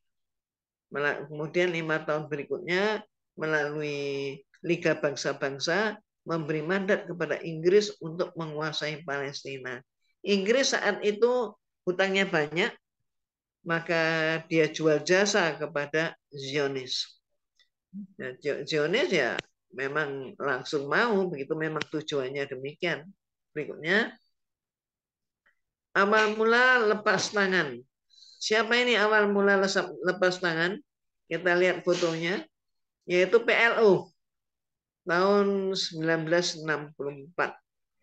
Nah, secara resmi nasib Palestina diserahkan ke pundak bangsa Palestina sendiri dan tidak lagi menjadi urusan umat Islam. Nah, ini mulai dipecah. Masalah Palestina direduksi menjadi persoalan nasional bangsa Palestina. Terus berunding kalah terus. Kebohongan mitos tanah terjanji. Nah, kalau ibu-ibu pernah dengar di masyarakat banyak dinyatakan tentang tanah terjanji, itu katanya ada tercantum di dalam Taurat, nggak ada. Bible nggak ada. Bible ada itu bukan Bible ya. Jadi Bible ada itu ternyata bukan Bible ada. Baru ada itu sebutan tanah suci adalah sebutan seorang paus untuk mengobarkan perang salib, yaitu Paus Urbanus kedua. Nanti akan saya tunjukkan. Ini adalah darah keturunan Yahudi paling kaya, yaitu Yahudi Askenazi, keluarga Rothschild. Rothschild ini semuanya mendapatkan mereka sukses karena kebohongan, manipulasi, dan pembunuhan. Nih, keluarga besar Rothschild. PBB itu pun tanahnya adalah tanah hibah dari Rothschild. Dan iuran terbesar adalah dari Rothschild. Kabarnya Amerika pun sampai hari ini iuran kepada PBB masih ngutang, belum dibayar. Jadi apakah Yahudi Zionis Israel adalah Yahudi asli? Jelas tidak, bukan. Apakah Yahudi Zionis Israel menuntut tanah Palestina karena petunjuk Taurat? Tidak ada. Apakah benar Israel punya hak atas tanah nenek moyang mereka di Palestina? Ya, ini tadi Israel yang mana? Apa yang memotivasi? Satu hal, Ibu, ada video yang menyatakan lengkap dengan apa namanya keterangannya, yaitu ada rabi Yahudi, pendeta Yahudi sedang melaksanakan upacara di tembok ratapan, kemudian didorong oleh polisi Zionis sampai terjatuh, sudah jatuh dipukulin dan ditarik, dimasukin secara paksa ke ruangan yang ada pakai kerangkeng. Nah, ini kan sesama Yahudi. Itu yang sedang yang didorong dianiaya itu adalah pakai jubah pendeta Yahudi. Nah, inilah jadi antara mereka Yahudi yang asli darah Yahudi yang masih pakai Taurat. Nah, dengan Yahudi yang perantauan ini beda. Yahudi yang didorong jatuh tadi itu adalah Yahudi Nature Karta. Yahudi asli. Mereka pakai Yudaisme. Nah, ini Zionisme. Ini berbeda banget. Apa motivasi Yahudi Zionis merebut Palestina? Ya, karena ideologi kapitalisme yang diembannya. Ingin menguasai dunia. Nah, yang Umi sebut inilah ibu-ibu Yahudi Nature Karta. Ini. Sekte Yahudi Ortodoks, anti-Israel dan Zionisme. Sama-sama Yahudinya, tapi inilah mereka. Ya, oke. Nah, barangkali itu Ibu, mudah-mudahan menjadi jelas bagi kita. Maka bagaimana sikap kita? Sikap kita kembali lagi sesuai dengan firman Allah di dalam Al-Baqarah ayat 120. Walan tardo ankal yahudu walan nasoro hatta tattabi'a milatahum al-ayat. Yahudi bahwa Nasrani dan orang-orang Yahudi dan Nasrani tidak akan pernah senang kepada kamu hingga kamu mengikuti, nggak akan pernah senang, nggak akan pernah ridho hingga kamu mengikuti milah mereka. Kecuali kayak orang Khazar itu. Kayak orang Khazar, maka menyenangkan mereka ya diambil negaranya. Apa namanya, tanahnya hilang. Jadilah orang Yahudi. Nah, itu. Indonesia juga ya kita harus waspada. Saat ini adalah amanah Allah bagi ibu-ibu seluruhnya, ya termasuk bagi saya, ya bagaimana kita memegang amanah Allah. Jangan sampai kita ini, mohon maaf, hilang jati diri kita. Jangan sampai kita umat Islam Indonesia nggak ngerti siapa jati diri kita. Nggak tahu nenek moyang kita siapakah beliau-beliau itu. Bagaimana semangat berjuangnya. Nah, Indonesia dikalahkan oleh mereka. Naudzubillah min dzalik. Jangan sampai hal itu terjadi. Antara lain caranya lewat apa? Lewat riba. Sampai hutang nggak bisa bayar. Nah, inilah yang harus kita waspadai. Saya serahkan kepada Ibu Erna, silakan.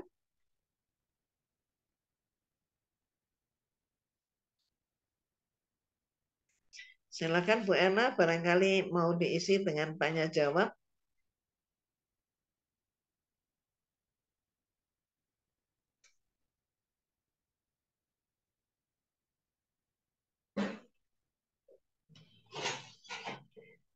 Ibu Erna, apakah suara saya bisa terdengar? Ibu Erna. Atau saya kembalikan Bu kepada moderator. Apakah moderatornya Bu Erna atau Umi atau saya salah? Ini aja kali Umi, mungkin Bu Erna ada kendala dengan sinyal. Ini ada yang mau tanya, ini langsung ya boleh ya Umi ya? Boleh, Ibu boleh. Terima Yuniarti. kasih Umi. Bu Rini, maaf ini tadi saya udah pencet-pencet tapi mic saya nggak ini nggak Ya monggo, monggo Bu Erna. dimatikan ya. Terima kasih Umi atas penjelasannya. Untuk jamaah yang ingin bertanya dipersilahkan untuk, karena kita duhurnya juga agak awal ya, mungkin dua dulu. Dipersilahkan kepada jamaah yang ingin bertanya tentang materi yang telah disajikan Umi dengan sangat jelas sehingga kita tahu siapa itu Yahudi yang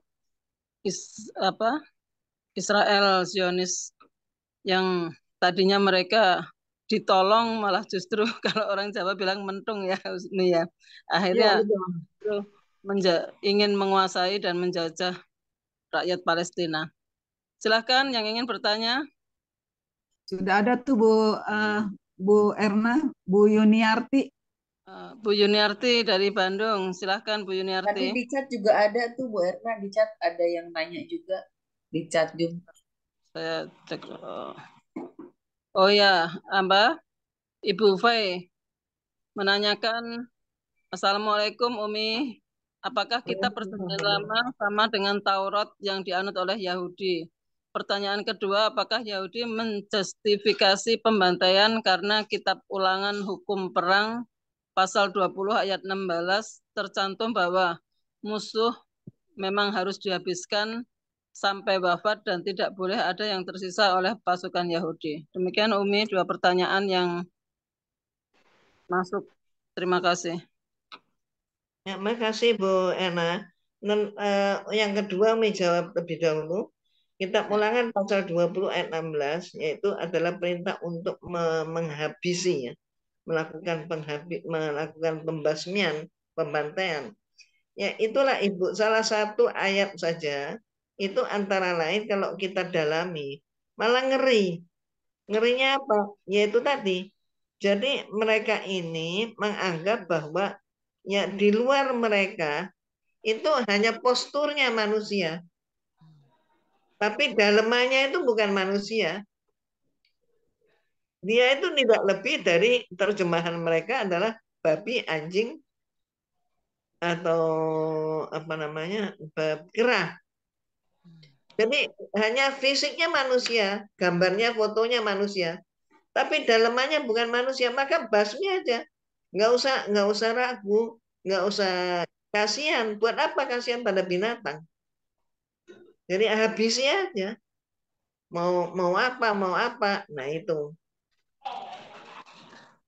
yang Ya, mereka sempat lakukan. sempat saya baca apa Perdana Menteri Israel menyebutkan bahwa kalau mereka manusia kami mungkin tidak akan menyerang, tapi kan ini mereka itu hewan gitu. Nah, Saya, ya itu di- Ibu. ya, Ya, jadi karena alhamdulillah itu mereka gagal. menanggap itu ya. Mm-mm. Makanya bagi mereka kebiadaban itu karena mereka tidak menganggap bahwa bangsa Palestina itu sebagai manusia ya Umi. Betul. Jadi seluruh dunia. Malah Ibu ini nanti Umi kirim ke Bu Erna ada video. Itu video daripada orang kita Bu Erna, bangsa Iya. Indonesia. Kalau melihat tampilannya orang Indonesia bagian timur, itu dia bilang bunuh aja, habisin itu semua yang pro Palestina itu, bunuh aja. Hmm. Seperti kemarin ya Umi ya di Bitung kan terjadi penyerangan Oh, itu apa juga mereka yang pro Israel kepada apa yang yang pro Palestina. pro Palestina juga di Papua Mm-mm.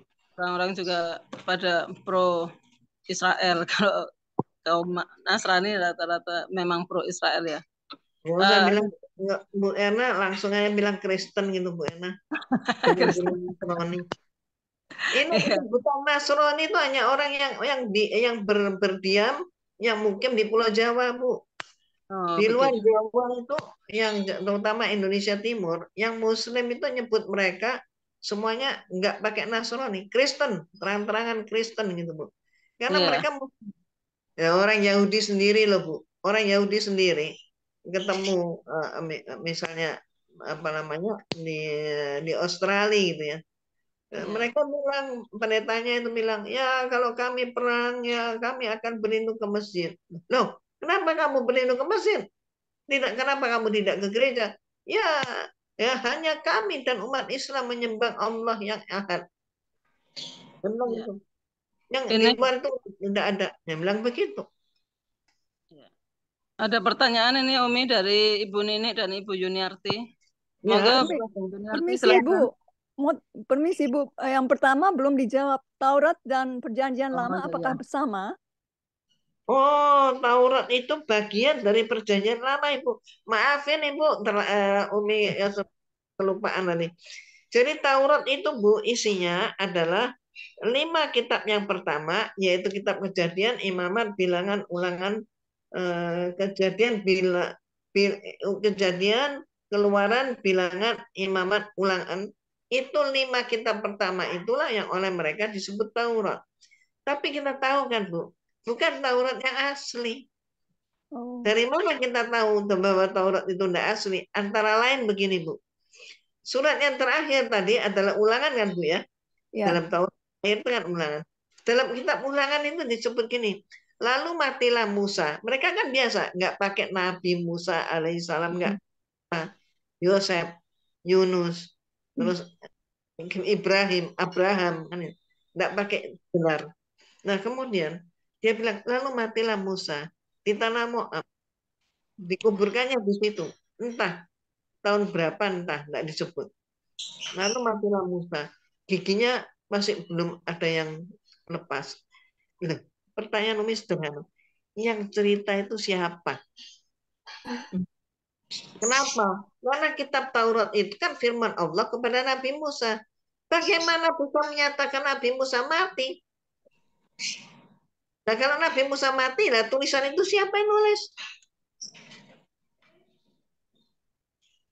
Iya Umi, betul. Nah, sederhana banget Bu. Dan ayat-ayat kayak begitu itu, waduh, bertebaran di mana-mana. Itulah mereka. Jadi Taurat asli tentu tidak sama Bu. Maka Oh, itu sebabnya ulama kita juga menyatakan bahwa semua nabi itu Islam. Semua nabi itu mengajarkan tauhid. Hanya eranya, zamannya nggak sama. Pada tiap-tiap zaman ada nabi. Kalau zaman kita ini sudah nggak ada nabi. Awas, hati-hati. Jadi tidak Tapi ada kitab Taurat yang dijual di Indonesia ya. Terjemahan kitab Taurat di Jakarta tidak ada yang jual. tidak ada, ibuku sayang. Yang ada itu yang sudah diubah semua, Bu. Kalau ibu mau tahu yang diubah, ya itu lihat Bible itu sudah selesai. Terbongkar itu semua di situ. Jelas banget itu di situ. Itu karangan manusia. Porno-porno juga ada, Iya. ayat pembantaian juga ada, macam-macam. Makasih, Semua Umi. nabi, sama-sama Bu. Saya tambahkan dikit. Semua nabi dalam Bible itu dikatakan amoral. Semua nabi dikatakan amoral. Supaya apa? Ya berpalinglah ke perjanjian baru. Lah siapa yang menulis perjanjian baru? Ya kalau sekarang otoritas gereja. Tapi siapa ini? Nabi Isa nggak pernah mendirikan gereja. Nabi Isa tidak pernah mendirikan Kristen. Dan jadi Kristen ini buatan siapa? Ini adalah buatan Paulus dan para penerusnya. Siapa? Ya campur tangan mereka. Ditambah dengan kuruninya. Termasuk siapa? Romawi. Dan seterusnya. Nah itulah yang terjadi. Maka yang namanya Bible, kitab suci mereka, itu selalu diperbarui. Boleh dong kita tanya, apakah Tuhan itu memang, mohon maaf, perlu pembaharuan? Padahal Tuhan itu adalah maha benar, maha suci. Kok diperbarui? Itu yang tidak kita kenal dalam Islam, karena kita tahu Allah kita itu maha sempurna. Silakan Bu. Ya, Assalamualaikum warahmatullahi wabarakatuh. Umi, saya Mbak Yuni ingin bertanya sama Umi. Kalau misalnya kan kita umat Muslim ya, kalau misalnya kita kan di situ kan kalau misalnya kayak Ustadz Adi Hidayat, karena dia udah agamanya sudah ahli ya, sudah hafal gitu. Misalnya ada umat Muslim ingin belajar Bible, tapi agama sendiri tidak memperdalaminya, itu Umi gimana tuh Umi?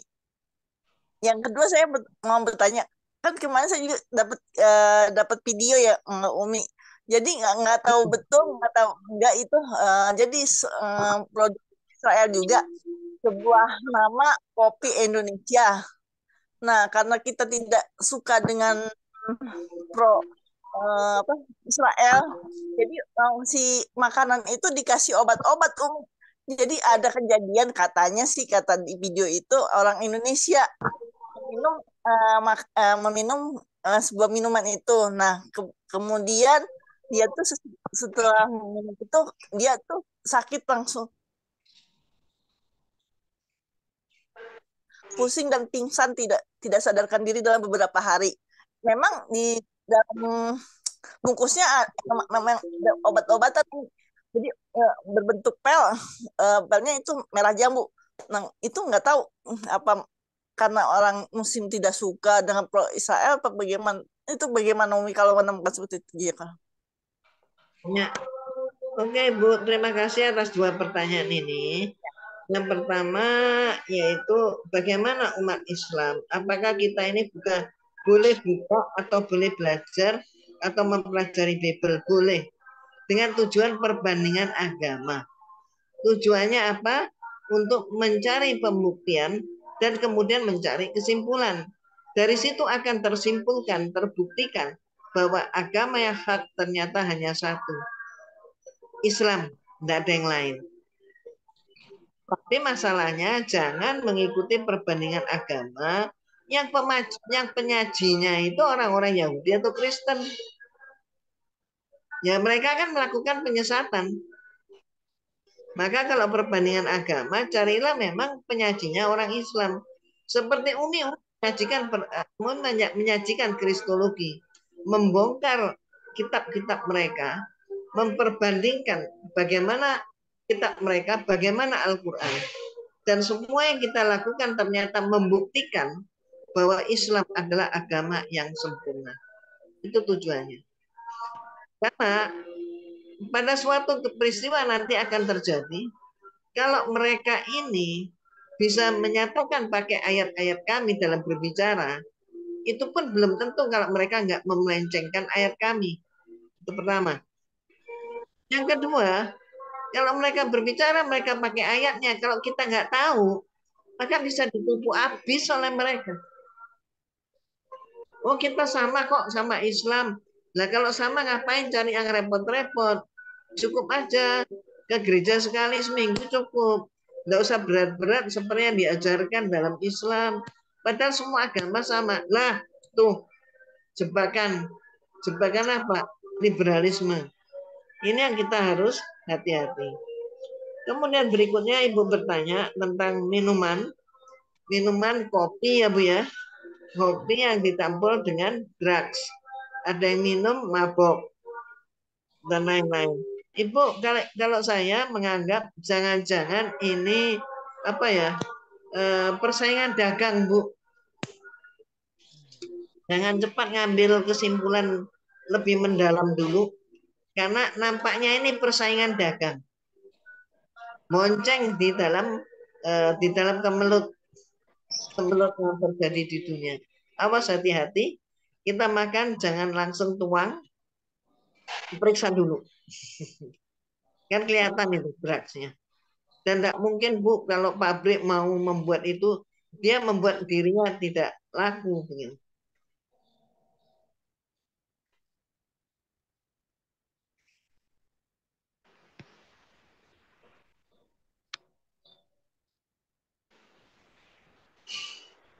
Baik Umi, terima kasih.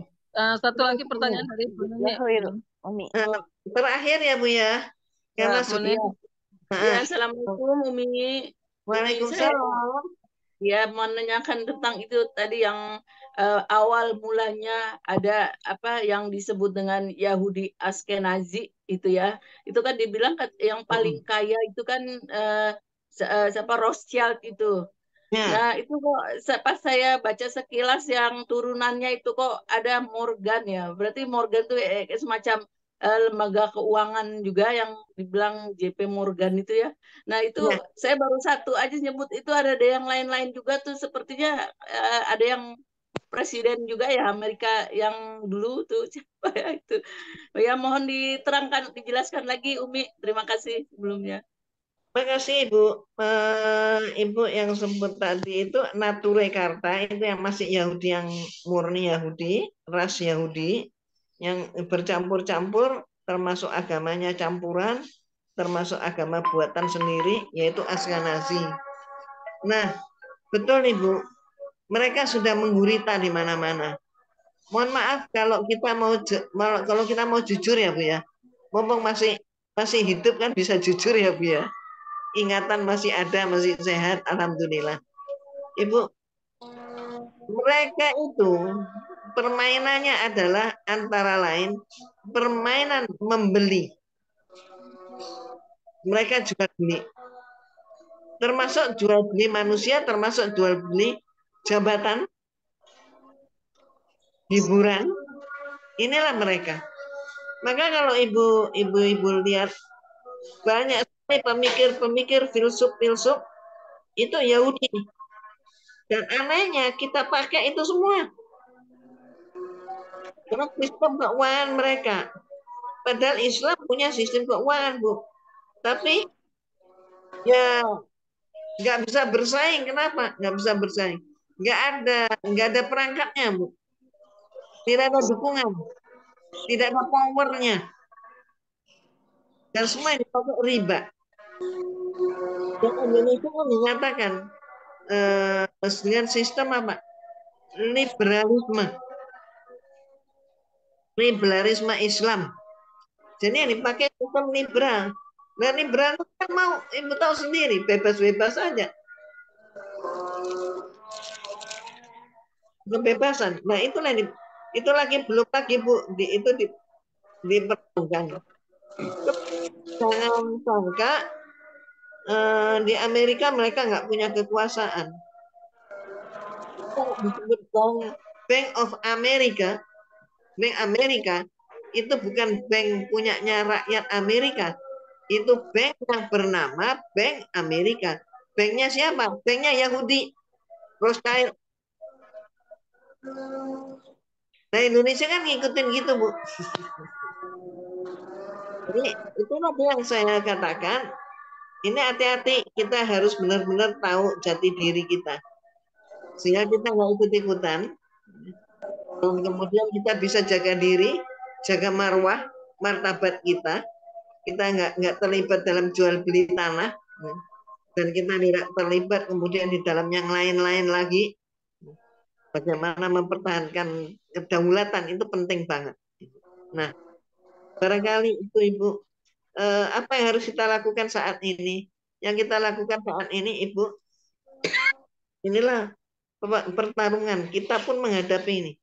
Pertarungan ideologi. Kan pikiran, Bu. Kita sudah berusia ini, kita nggak mungkin ke Palestina. Apa yang bisa kita lakukan? Pikiran, Bu. Tebar pikiran. Ayo Ibu kuasai sosmed. Kita semua punya HP, punya tab, punya laptop. Tebar pemikiran yang benar.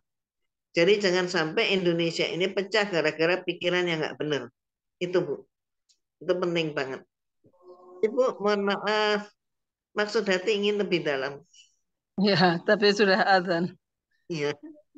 Iya, masih banyak yang ingin ditanyain lagi, tapi waktu ya. Nggak apa-apa Bu. Terima Waktu kasih, Umi. ya kita bisa lebih lanjut lagi. Silakan aja nanti saya apa kata ibu-ibu. Ya. Begitu dulu ya Bu ya. Mohon maaf atas segala kekurangannya.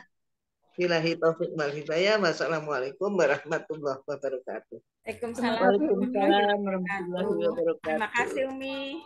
Umi berkenan menutup dengan doa, Umi. Ibu, suara saya kebetulan batuk banyak sama itu pakai penutup. Silakan. Baik, Umi. Mudah-mudahan Umi sehat selalu. Kita berdoa mudah-mudahan ilmu yang disampaikan Umi menjadi bermanfaat untuk kita sehingga kita tahu mana yang benar dan mana yang salah. Dan untuk itu saya tutup kajian pada pagi hari ini. Rabbana la tuzigh qulubana ba'da idh hadaitana wa hab lana min ladunka rahmah innaka antal wahhab. Subhanaka Allahumma wa bihamdika asyhadu alla ilaha illa anta astaghfiruka wa atubu ilaik. Umi, terima kasih atas ilmunya. Insya Allah kita akan bertemu lagi dengan kajian bersama Umi Irena Handono pada kesempatan yang akan datang. Wabillahi taufik wal hidayah. Wassalamualaikum warahmatullahi wabarakatuh. Waalaikumsalam warahmatullahi wabarakatuh.